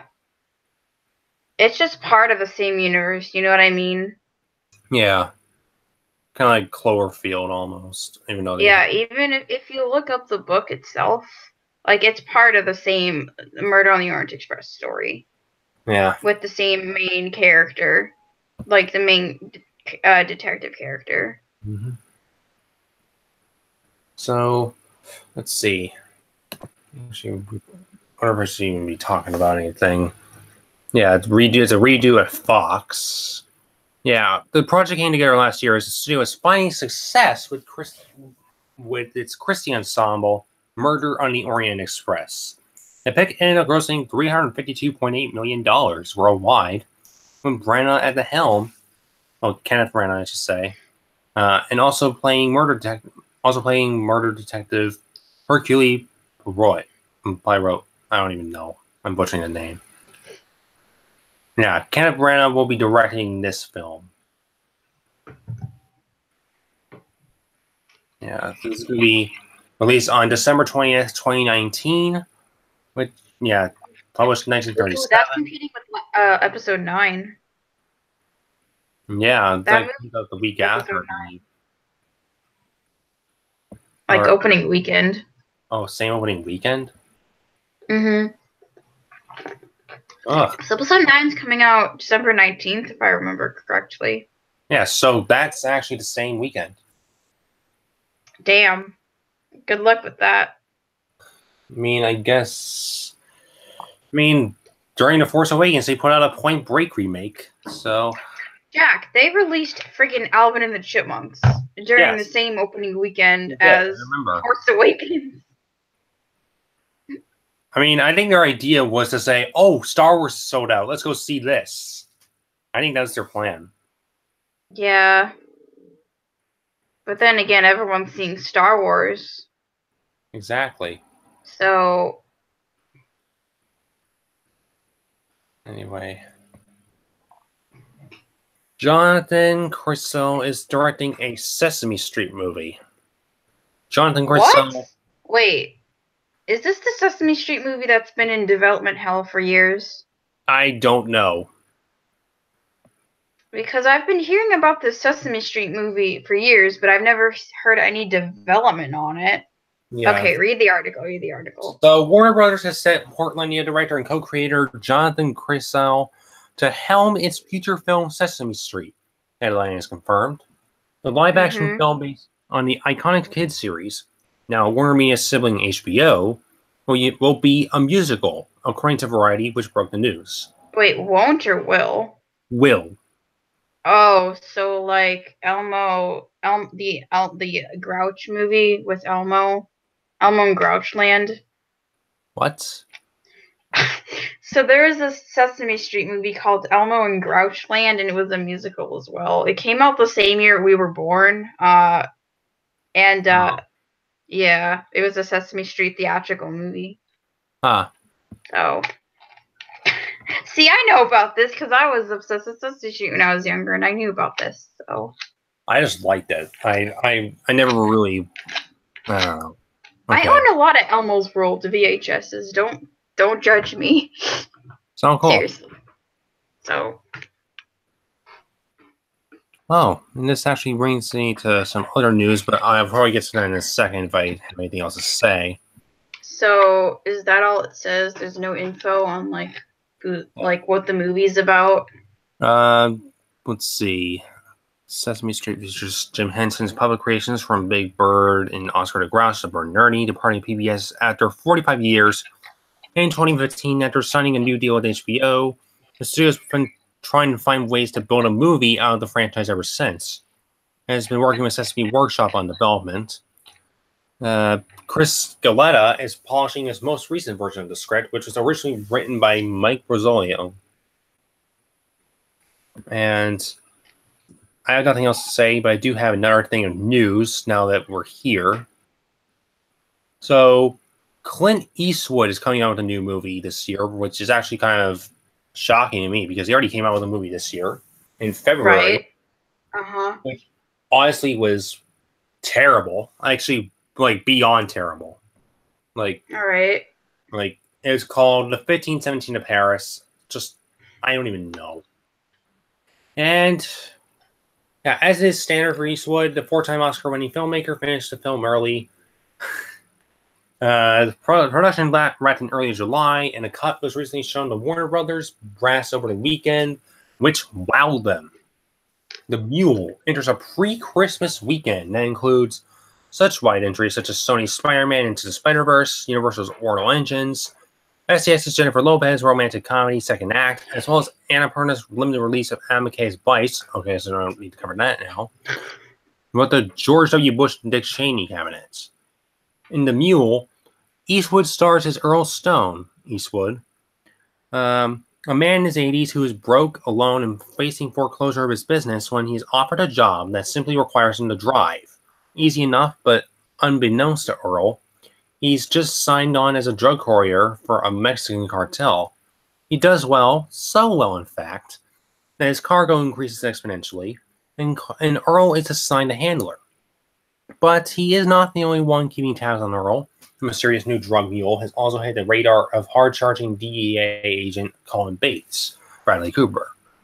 And even as his money problems become a thing of the past, Earl's past mistakes start to weigh heavily on him, and it's uncertain if he'll have time to right those wrongs before law enforcement or the cartel's enforcers catch up to him. The Mule features an ensemble cast including Cooper, Taissa Farmiga, I should say, Michael Pena, and Lawrence Fishburne. Michael Pena? Louise? Yeah. All right. Louise from Ant-Man? You know, the guy whom, is friends with Scott Lang? Yeah. That guy? Yeah. I know. You said it's coming out this December? Yep, this December. That news is late. Unless that news has been announced a long time ago and we just never knew about it. This news is like this film was finished in July. I mean, imagine this is just kind of just new. Solo style. Hey, we have this movie. It's coming out in 2 months. Hey, go come see us. Sorry, I already got plans. You want money. All right, so we hear that The Mule is more in line with the legendary filmmaker's commercial vehicle Gran Torino, which debuted limited on December 12, 2008, and expanded over Christmas, gradually swelling to an enormous $148 million stateside. with his highest grossing title as an actor and second highest as a director. Nick Shank wrote The Mule and is produced by Eastwood. Imperative Entertainment's Dan Friedkin and Bradley Thomas, as well as Jessica Meyer, Tim Moore, and Christina Rivera. That's all the article says. I don't know. I mean, I haven't seen much of Tarantino. When I say Tarantino, Clint Eastwood's work, but his recent film 1917 of Paris is making me skeptical of how this one will be. But then again, that was released in February, and this is being released in December. So I don't know. And up next we have Karen Gillan. She's going to be in the upcoming Call of the Wild movie. Excuse me. For those of you who don't know about that, this movie is based on a novel written by Jack London. It took place during the gold rush. Yeah, I remember reading this in 8th grade. What book was it again? Call of the Wild. Yeah. I feel like I read that too. Yeah. Yeah, so it wants me to answer a survey question to continue reading this. All right. I guess it's because it's from Illinois. Anyway, so I'll find a different article. Karen Gillan. And I actually have some big news about this movie that can actually fit quite well. So we're going to go into the Geek Tyrant article. We're going to go here. This is published 2 days ago. Karen Gillan, Doctor Who, Guardians of the Galaxy, and Jumanji has joined, guess who? Harrison Ford and Dan Stevens. What? In the film adaptation of Jack London's classic 1903 novel Call of the Wild. Omar Sy and Colin Woodell have also been cast in the film. The story focuses on prospector John Thornton as he treks through the Canadian Yukon during the Klondike Gold Rush. Ford is taking on the role of Thornton.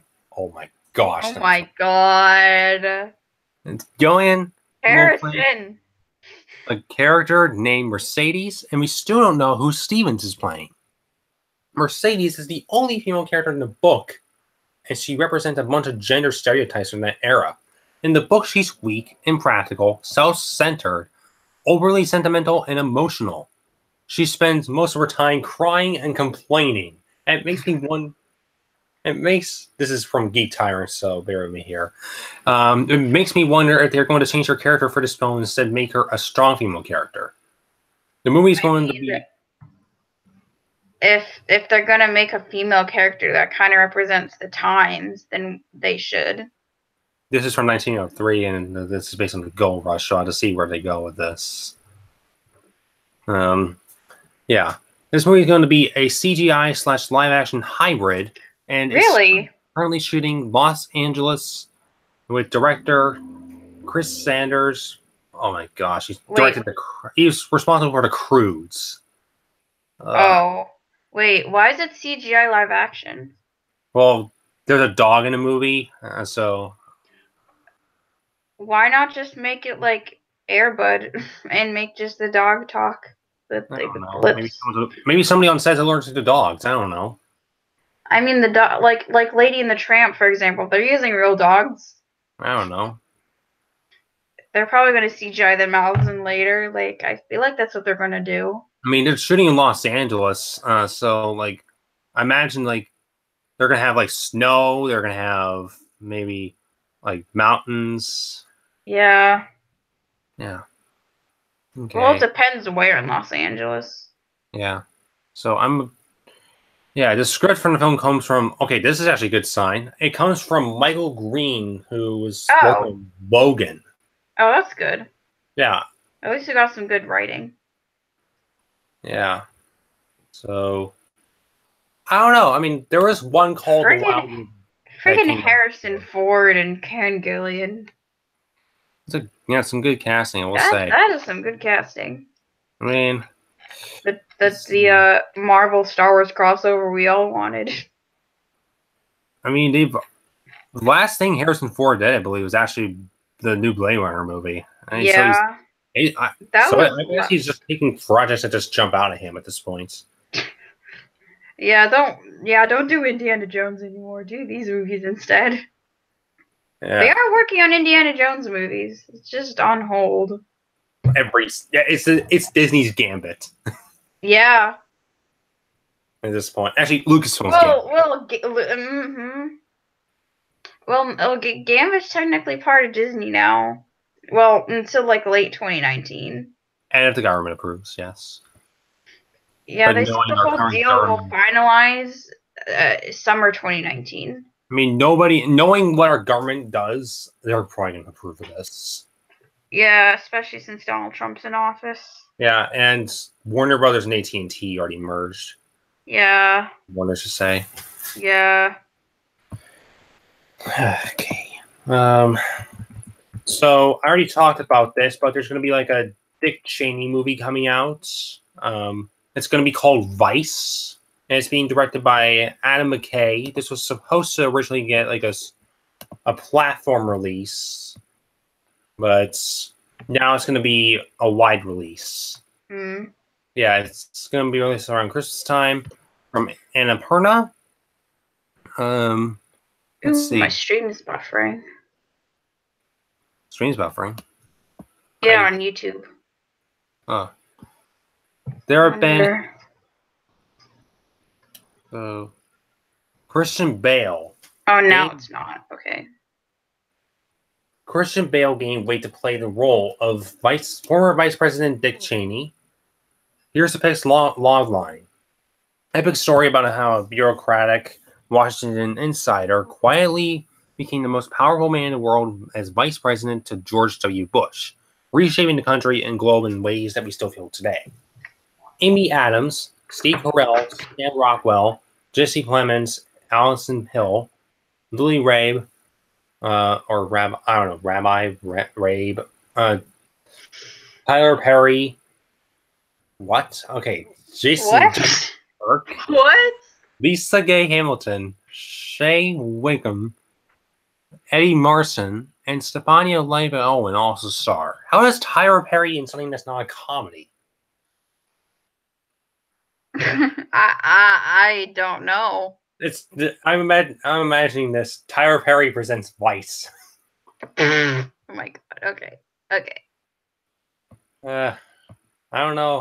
Out of all the award season releases, McKay's Vice is among a handful that have not been seen yet by the media, along with 20th Century Fox's Bohemian Rhapsody, which will start screening on October 6th. I want to see that movie. Not on theaters, but like digitally. It's actually going to be in IMAX, so I'm probably going to go see it there. Mm. I mean, when I'm at Rhode Island Comic Con, there's an IMAX like right across the street. Oh yeah. So it's going to be maybe there'll be a movie theater across. Well, maybe near New York Comic Con, wherever that is. Yeah, they got I'm right near Times Square, so. Oh, that's right. So they got a Regal, they got an AMC. I can go there. Yeah. I actually have $100 in Regal Cinemas gift cards. I need to use those. Oh yeah, you should definitely use those. Yep, I'm gonna try to take advantage of it. Let's see, where was I? Bohemian Rhapsody focuses pictures on the basis of sex and Mary Queen of Scots, both at AFI as the respective opening and closing night films. Universal's Welcome to Marwen. Can't wait to see that movie. And Clint Eastwood's The Mule from Warner Brothers, the latter of which secured a December 14th release date. McKay's The Big Short was the closing night film of AFI in 2015. That ensemble pick, which was platformed by Paramount, went on to make $70.2 million and get 5 Oscar nominations, including Best Picture, and scored an adapted screenplay win for McKay and Charles Randolph. Will I see this movie? I don't know. If I have time, I'll probably catch it. It actually does sound interesting. I mean, Christian Bale as Dick Cheney. I mean, casting sounds pretty good. I actually did want to check out Big Short for some time, but I just never got around to it. Okay. So, second page. Okay, so there's going to be a punk rock film coming out starring Kyle Gallner and Emily Skaggs. This is going to be produced by Ben Stiller. Oh, Ben Stiller. I haven't heard his name in a long time. I don't remember the last thing he did. I mean, the last thing I can think of is Zoolander 2. Same. The last thing I can think of he did is Zoolander 2. Damn. Yeah. Yeah. Ben Stiller's Red Hour Films has set Kyle Gallner, best known for starring in WGN series Outsiders, and When We Rot. Sorry, what? I'm thinking his last movie was friggin' Madagascar 3. No, it was not. That was after that he did 90 Museum 3 and Zoolander 2. I don't even know. Yeah.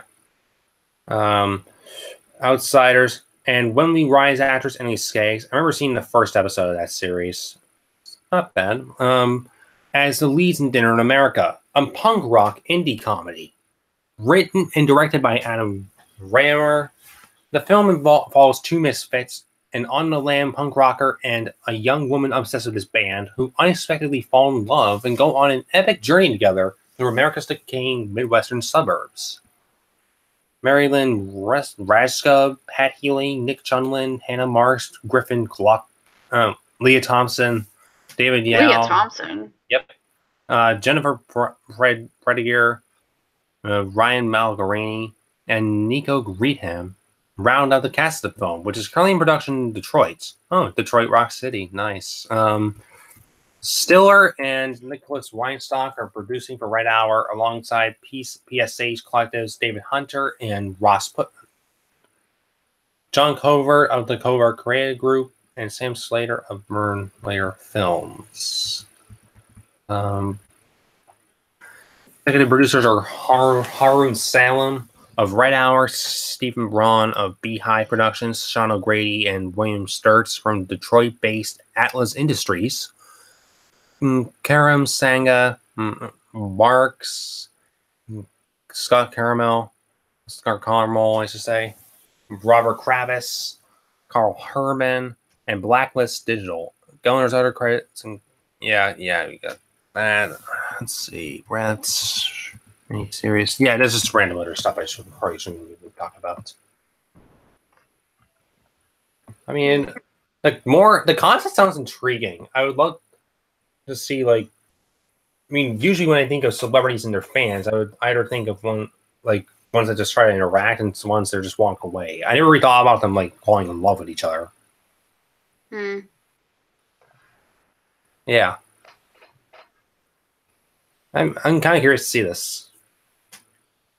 So, speaking of comedic icons, Salma Hayek is joining Paramount's limited partners. You may know Salma Hayek from Grown Ups, How to Be a Latin Lover. I only know her from friggin' Sasha's Party. Oh, that movie. I love that movie, I'll be honest with you. It's on Netflix, so I saw it for free. Fantastic movie. Yeah. I saw it twice in the theater. You did? Yep. Weren't you like under 17 at the time? Yep. Let's see. Nice. Getting away with it. Yeah. I mean, you're with an adult, so it's fine. Yeah. So, let's see. She is joining alongside Tiffany Haddish and Rose Byrne in Limited Partners. The Paramount Pictures comedy that Miguel Arreta will direct from a script by Sam Pittman and Adam Cole Kelly. Production begins in October. Haddish and Byrne play two hard-charging best girlfriends who build a juggernaut company and find their relationship tested when they are made a big buyout offer. Suddenly, all the differences that made them the perfect odd couple partners put them at war. Threatening their business and personal relationships, Hayek plays the exec who makes the buyout offer and becomes the corporate puppet master, pulling the strings and creating acrimony among the partners. That drives the duo into a display of a one-upmanship feud that gives the comedy shades of Superbad meets Bridesmaids. John Gonda is shepherding for Paramount. The script is strong enough to land Hash's fall slot as she was pursued by multiple studios following her Girls Trip breakout term. Limited Partners is produced by Peter Principato, Ite Rice, and Joel Zanuck through artist first. Haddish is exec producer. Yeah. Hayek, who starred in the Hummingbird Project and will reprise his sequel with the Hitman's Wife's Bodyguard. Oh, yeah. Hitman's Bodyguard. I forgot she was in that. She's going to be in this. I mean, Salma Hayek is in her miss, but then I keep remembering she was in Grown Ups. Yeah. And that movie was awful. I actually will admit, Grown Ups 2 was actually, I liked Grown Ups 2 more than the original. I actually enjoyed that movie. Yeah. Yeah, the first one just like, wow, that sucked. I was 11 when I first watched that, and I knew it was just bad. Oh God, we were that young. I mean, and I will admit, this is coming from a guy who actually likes Kevin James. So, there you go. Michael B. Jordan has been in the news a lot. We talked about him before. We talked about him in Space Jam. Yeah, and Just Mercy. Not Space Jam. What? No, we did. Wait, Michael B. Jordan? Michael B. Jordan. I don't. Unless there's something else. Wait, hold on. No, he's the actor. Sorry, I thought he was the basketball player. Yeah. Or is he the basketball player? No, Michael B. Jordan. I'm being stupid. What? Michael Jordan is the basketball player. Michael B. Jordan is the actor. Michael B. Jordan's the actor. Michael B. Jordan. Yeah, he was going to be Just Mercy. But like this is the thing right now is that he's a new face of Coach, which yeah, the luxury brand. He also counted Selena Gomez as a celebrity collaborator. Jordan's partnership with Coach will include global advertising campaigns to promote its menswear, accessories, and fragrance lines. And the first images are expected to launch in the spring. The partnership will also include what Coach is calling special design projects with the brand's creative director, Stuart Vevers, as well as philanthropic endeavors with the Coach Foundation. Michael is cool and authentic, and he really embodies the Coach guy, said Vevers. I've always... come on. I've had a chance to get to know Michael over the last couple of years. He always looks great in Coach. So it really felt natural to build a relationship. Oh, looks are everything. It's just taking me to it. My computer has no malware, but my touchscreen is going crazy. I should really just restart my computer more often. Let's see. How long have you had your computer for? 2014, but even so, I don't want to upgrade. I don't want to upgrade at all. You don't? I don't. I don't want to get to Windows 10. I mean, I've already used it, but I like Windows 8. Yeah, I have Windows 10. Let's see. Jordan can be seen in Assassin's Creed 2, a follow-up to the Rocky sequel, which actually just had a trailer recently, which grossed more than $70 million worldwide. Yeah, Coach who collaborated with Goldman. Yeah, I don't have much else to say about this, but that's a thing that's happening. So this is a clothing brand? Some sort of luxury brand. I think you can find them in the mall. All right. Fair enough. Yeah. Oh, yeah. Like, they sell accessories, fashion, fragrances. Yeah.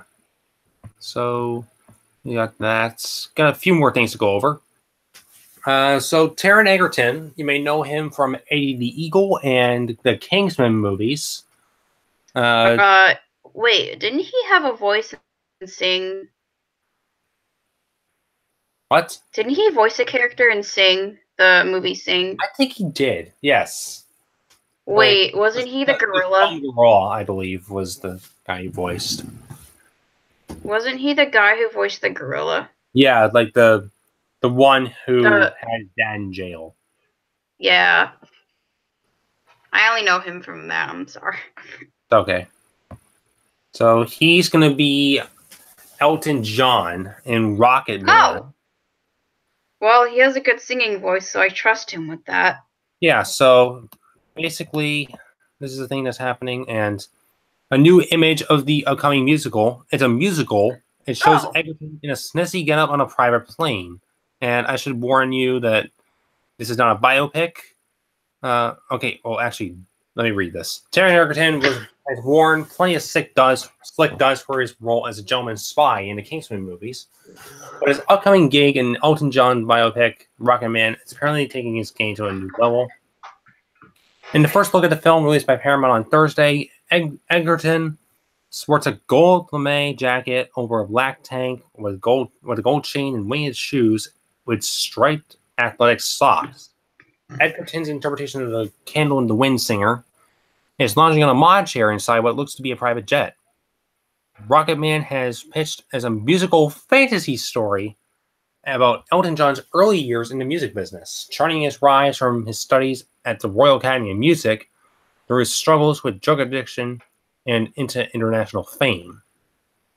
In addition to Egerton, Jamie Bell, Gemma Jones, Bryce Dallas Howard, and Richard Madden are also starring. Dexter Fletcher, Eddie the Eagle, is directing. Yeah, so they're reuniting. Dexter Fletcher directed Eddie the Eagle, and Taron Egerton starred in Eddie the Eagle.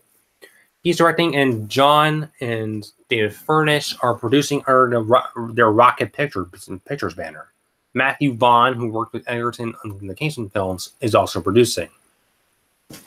Rocket Man will open in theaters on May 31st, 2019, and I do have an image for you all to see. I will happily do a screen share because it actually will work this time. Let's 3, 2, 1, go. Ooh. Oh, wow. He does look like Elton John. Actually, fun facts I will say about this. Kingsman 2. Elton John actually had a role in that movie. And oh, yeah. Taron Egerton was in that movie. That's hilarious. As the lead character. Yeah. Basically, his role in Kingsman 2 was just saying fuck you the whole time. Yeah. Basically. Yeah. Pretty much an extended Stan Lee cameo. Yeah. Yeah, so screen share. Goodbye. Anyway. Yeah. I'm actually pretty much looking forward to this. So, yeah. Mary Elizabeth Winstead and Journey Smallmont join DC's Birds of Prey, which is happening. I think I talked about this briefly. I don't remember. I don't know.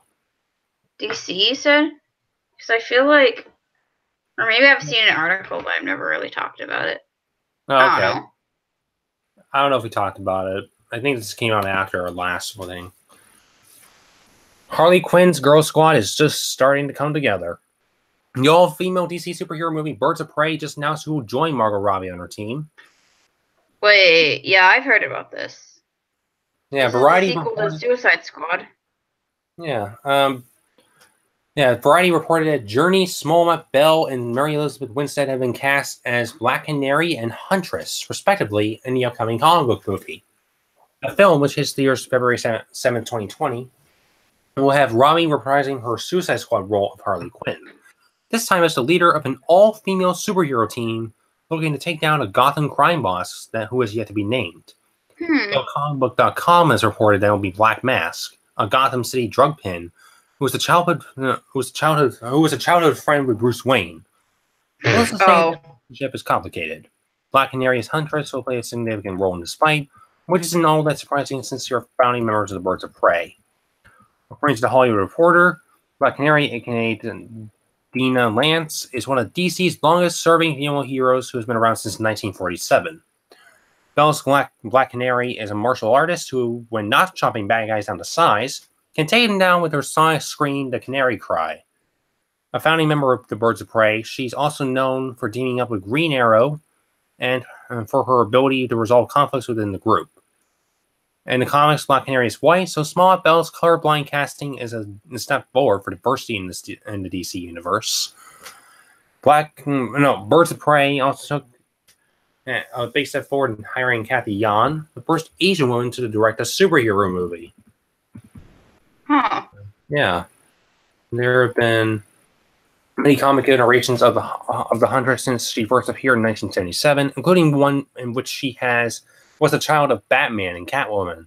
But in Birds of Prey, you instead will play Helena Bertinelli, a former mafia princess whose family was killed in a hit that leads her to seek revenge.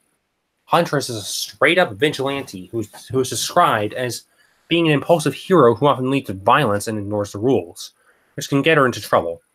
While the original Birds of Prey comic book centered around Batgirl, Black Canary, and Huntress, it also includes a long list of female superheroes and villains, including Lady Blackhawk, Big Barda, Manhunter, and Poison Ivy.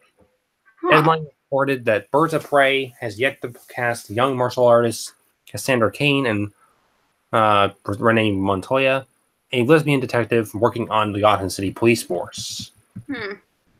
Website also reported that despite the film taking place in Gotham, Batman will not appear in Birds of Prey. Excuse me. In fact, this is a Gotham that isn't protected by Batman, according to Deadline. Who runs the world? Well, girls, of course. But Robbie has made clear in a main interview into the Colliders that Birds of Prey is an R-rated girl gang film. That's how she originally pitched it, telling the studio Harley needs friends. Harley loves interacting with people. So don't ever make her do a standalone film. That's a good point. Yeah. Along with Birds of Prey, Robbie's Harley will also star in a movie with Jared Leto's Joker and another Girls Gone movie, Gotham City Sirens. I wasn't seeing enough girl gangs on screen, Robbie told Collider, especially in the action space, so that was always a big part of it. With news of this latest casting, it's clear that Birds of Prey should be the girl gang movie that many fans have been looking for, and Robbie has been dreaming of. I saw you're shocked about the rated R thing. Is this movie actually going to be rated R, or are they just? I highly doubt that.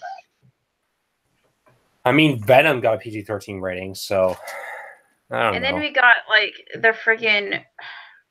we got that animated Batman movie that was rated R. Remember that?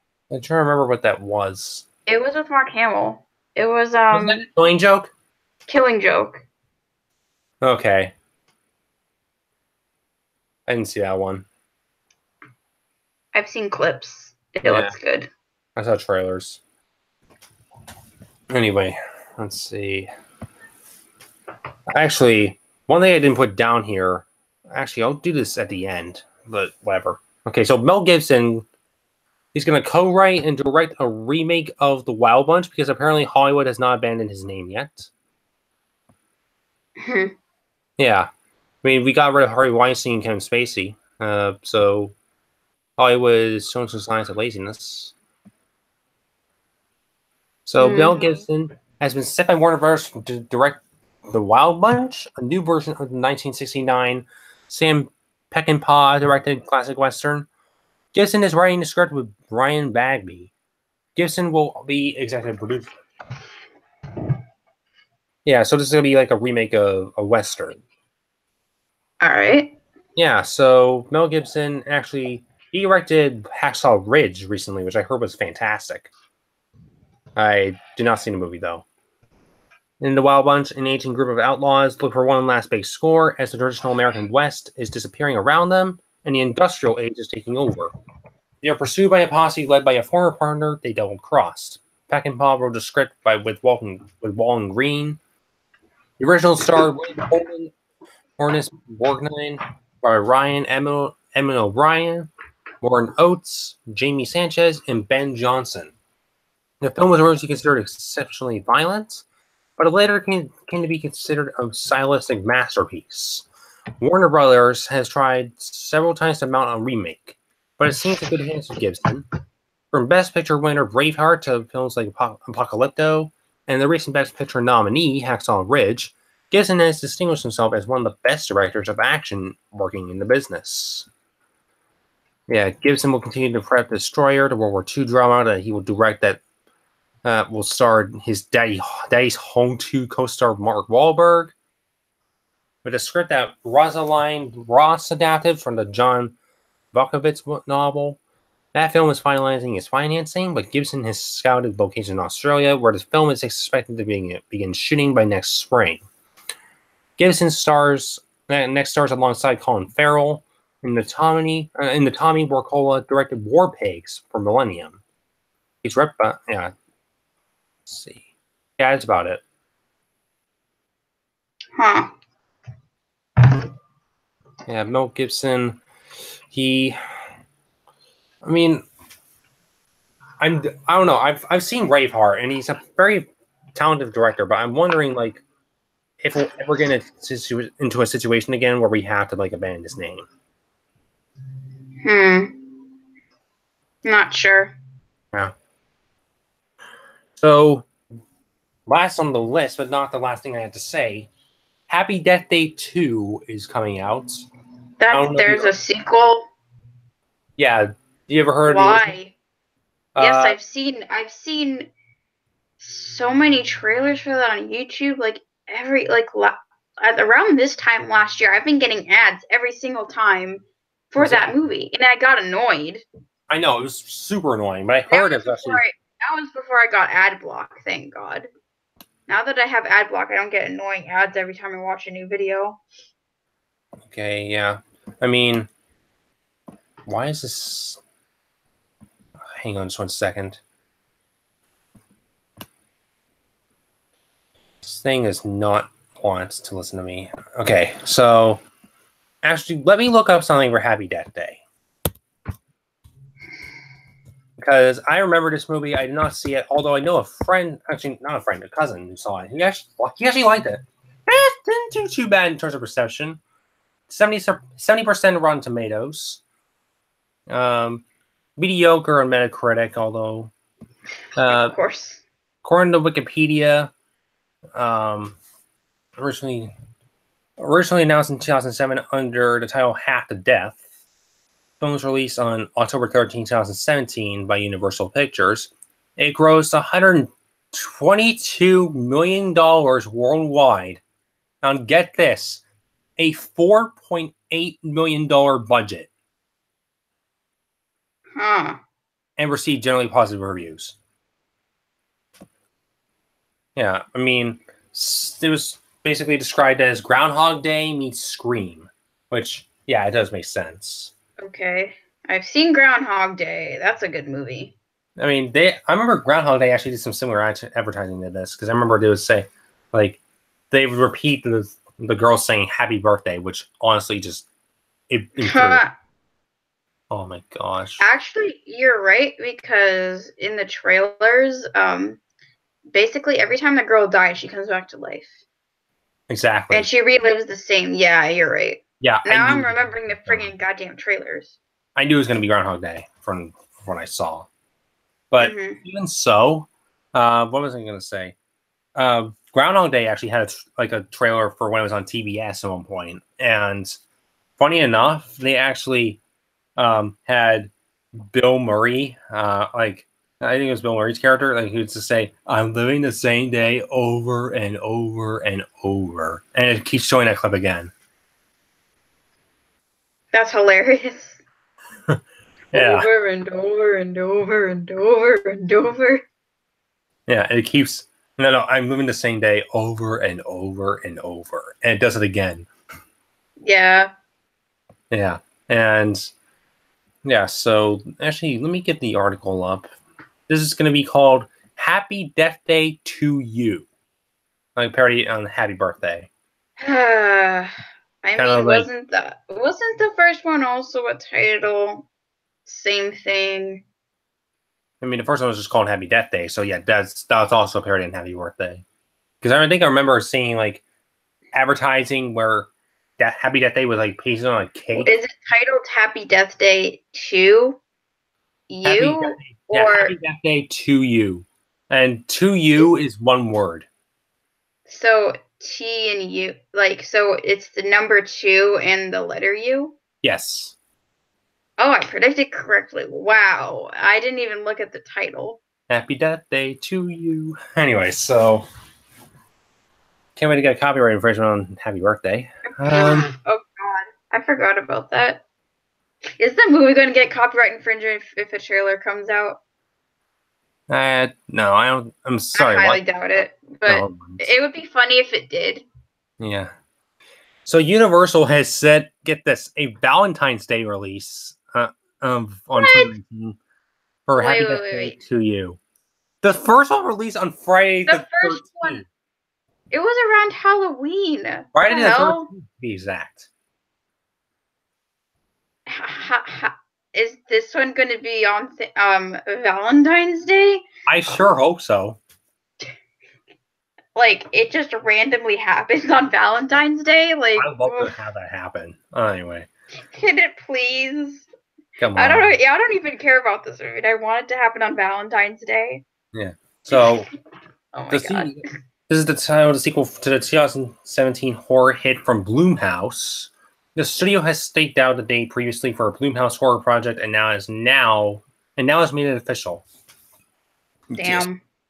The original Happy Death Day raked in close to $123 million worldwide.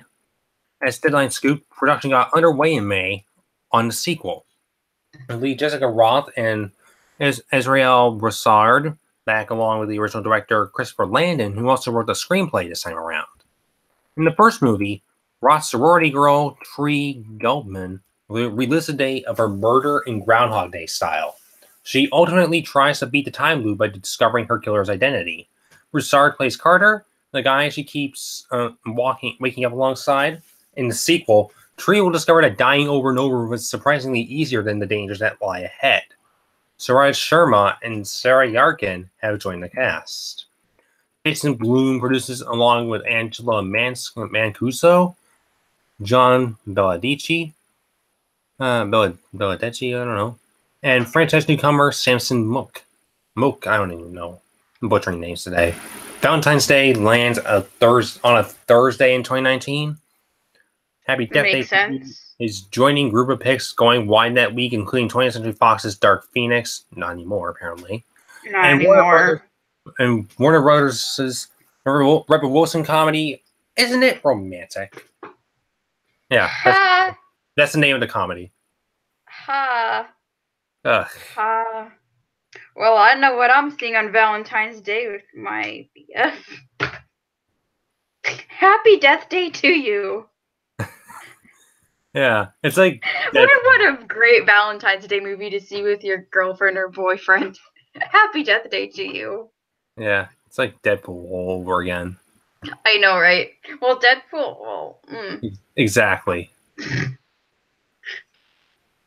Yeah. So there's one thing I didn't write down, but I figured this would be interesting because I think you may be interested in it as well. So FYE is now selling a cereal based on the first 10 years in the Marvel Cinematic Universe.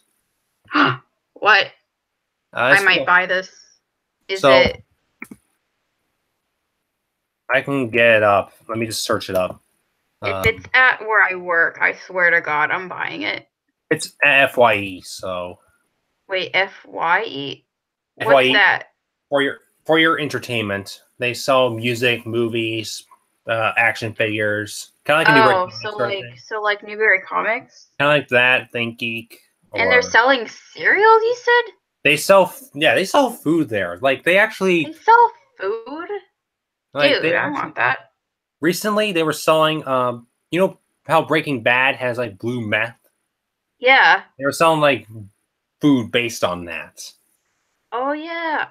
Didn't they? Well, I mean, they had the Ghostbusters like drinks when they came out in 2016. They brought them back.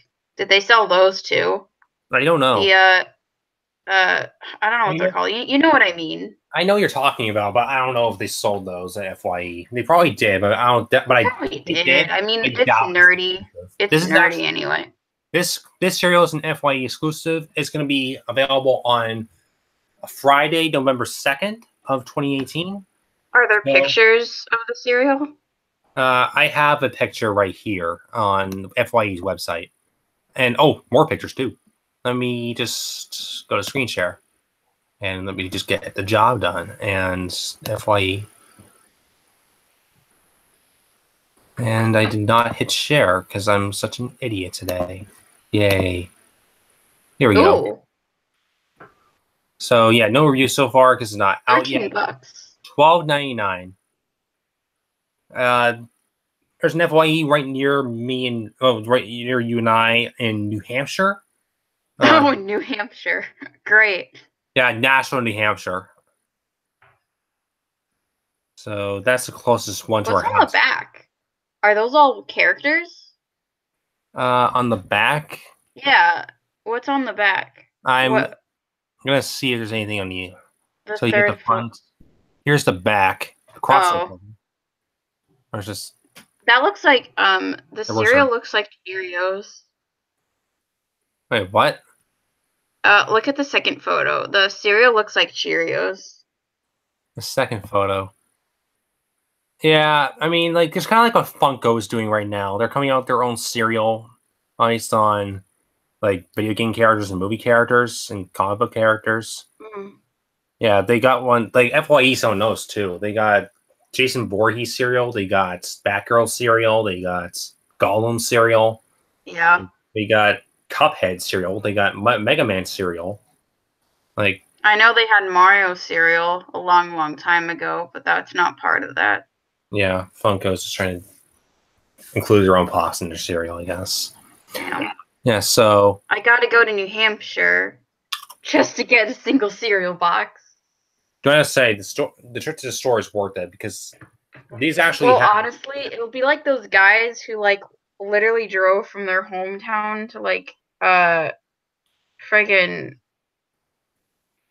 to that freaking place where the last Blockbuster was. Remember that? Oh. Some guys, like couple guys, like drove to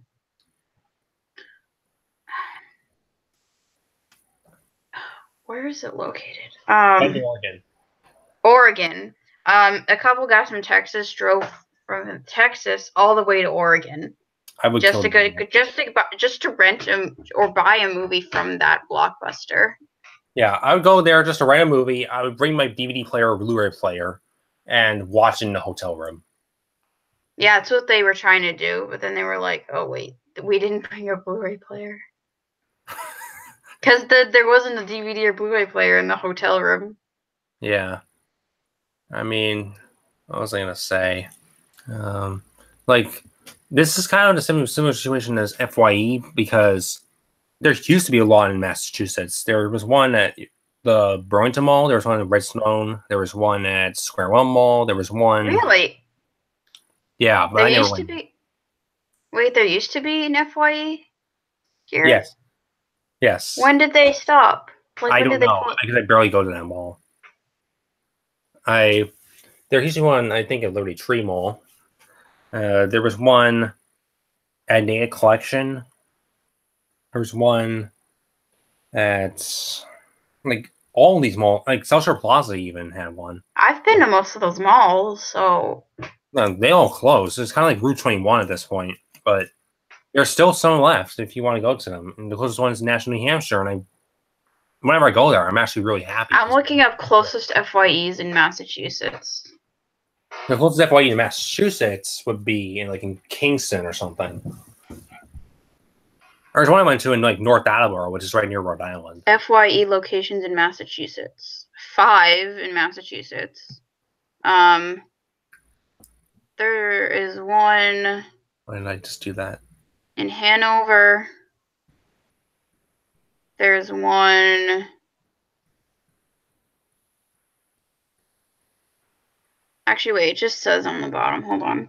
So there's one in Auburn, Hanover, Holyoke, North Attleboro, and Taunton. Oh yeah, I forgot there was one in Auburn.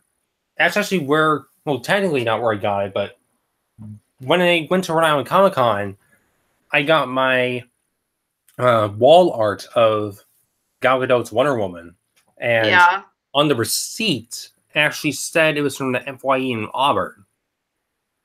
Oh. Yeah.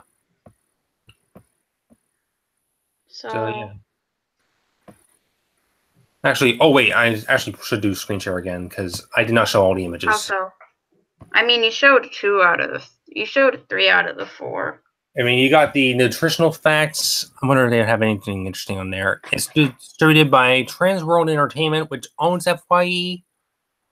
Find it only at FYE. What are those photos on the bottom? Are those like just Well, these screenshots photos are from just the ones I'm the going movie? through. What? Well, these photos that I have my cursor on, these are just the ones that I'm just going through. No, I mean the photos on the box. On the bottom of the box. On the Oh, side. let's see. I'm actually looking up close. It's like, I think it's of like Oh wait, are footage those from the posters? movies. I think it's footage from the movies. You got Iron Man on the bottom right there. I see the Sanctum Sanctorum on the bottom, and it looks like the Doctor Strange teaser poster. Something I like could be that. wrong. Yeah. Let's see. And you got the Marvel Studios first 10 years. More than a cereal. 10th anniversary Golden Crunch cereal. Toasted Oats. And as you can see here, it's an FYE exclusive. I just got a FYE exclusive recently. Release date November 2nd. Yeah. Yeah, I actually just got an FYE exclusive recently, but it was not a food. It was actually a steelbook. For what? Actually, I'll show it on camera because it actually looks really cool.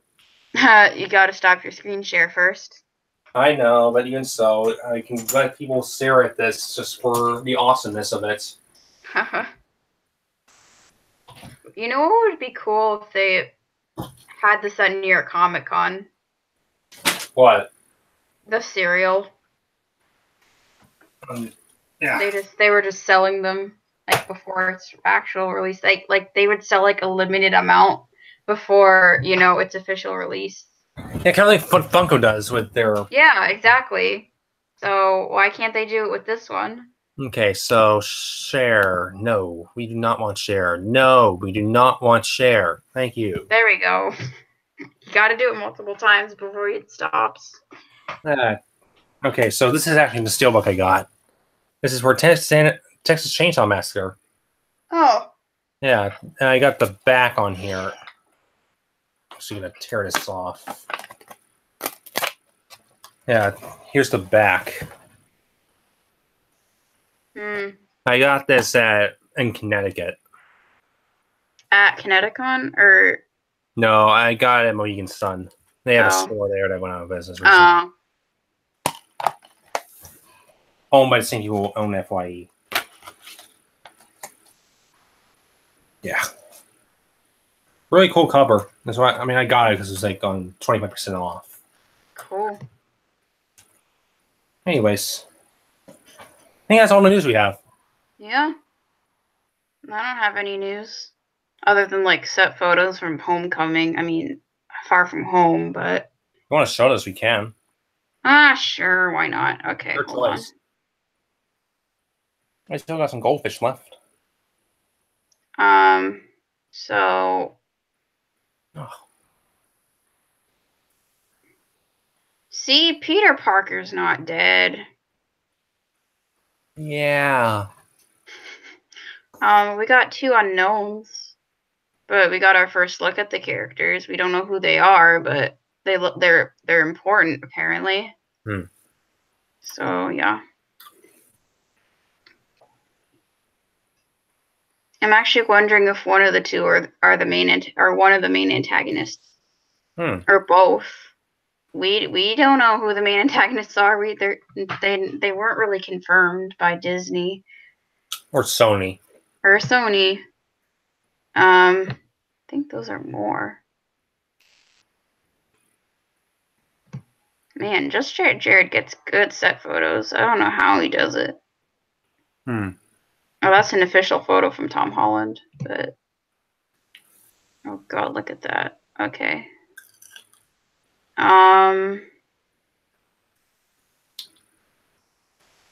Wait, why are they?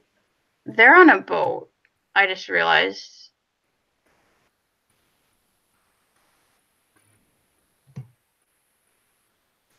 Don't know if this is part of the movie, but they're on a boat. Yeah. Could be. They're in Venice, Italy. Yeah. So they're all over Europe. Far From Home. Jack, it's National Podcast Day. Ah. That's hilarious. Uh-huh. Hey. Okay. Wow, I am unintentionally doing a podcast on National Podcast Day. That's hilarious.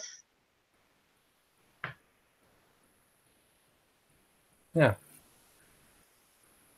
Yeah, that's all I got. Oh yeah, so If I missed anything from today, I'll obviously put it for when I do it alone next week, because you are going to be at New York Comic Con next weekend. yeehaw. Have fun. Oh, thank you very much. Yeah, still jealous. Some of my internet friends are going to be there Oh, really? from the Ray Cosplay community on Facebook. So I think like I know one member of the Nerd Army is going, so we might bump into each other if we can. you can like message him saying, "Hey, I'll be there when I you meet up." already did, and it's actually a girl. Oh, really? She said, "I don't." She does not know she's going still because, well, she's a lawyer and she's kind of busy.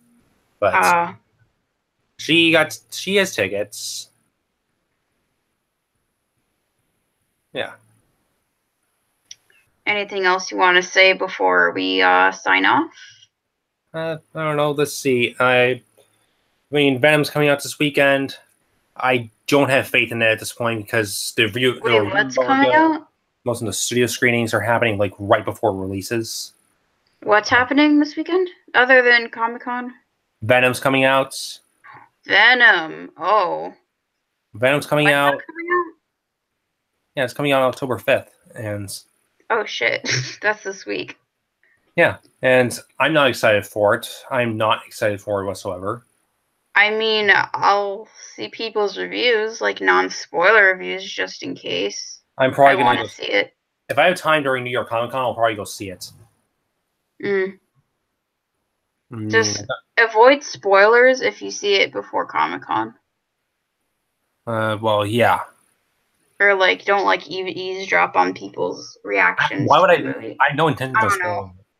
If I do have a spoiler review, I would put spoilers in there. But like, if I were going to go see it, it would be after opening night. Yeah, me too. I'm not that hyped up for it like I was for Infinity War or like whatever. I think I would actually end up leaving the theater saying I'd rather watch Spider-Man 3 than that. But, same. Anyways. This has been the For Real podcast. This is the podcast before Jack heads out to New York Comic Con. We will definitely talk about this when you come back. I will be doing this alone next week. I will attempt to do this alone next week. I promise. Because obviously, because of college, I can't really do anything else. I mean, I could do it on Saturday as well, but I have a class at like 1 o'clock, and I can't really, so I wouldn't really have time to do it around this time. So anyway, I will definitely do the podcast alone next Sunday, like a week from now. Because that's the only day I'm like really, really available. So yeah. Jack? Yeah, I had nothing to say. Hyped for New York Comic Con more than anything at this point. I already started packing. Yeah, it's only like a few days away at this point. Yeah. Like, I mean, I leave Friday, so. You should definitely like share with us what you got on stream next time, like when you come back. Yeah, I'm thinking of doing like a trip report on my channel too, like not of the con, but like on the way in, because I'm actually taking the train and. Oh yeah. Something in the like elevator community, they do. You could try and stream too. I don't know. Like stream on YouTube Live. I don't know. We'll see. I don't know. I usually don't stream at conventions because sometimes the connection's really, really bad. And sometimes you're in the middle of having a good time and you forget that, oh, geez, I have to stream. So. Anyways, so I'm done here. Yep, we're done here. All of our social media links and information are in the description of this video below if you want to check us out on social media. It's mainly our Twitters and blogs because we're really active on there, and they're public as well, so feel free to follow us there. And yeah, I will see you guys next week. Jack will probably see you guys in a couple weeks after Comic-Con, and he will definitely talk about it when he comes back. So bye guys. I hope you guys enjoy your day. Thank you for the one viewer watching. It's probably me, but I highly doubt it. Bye guys.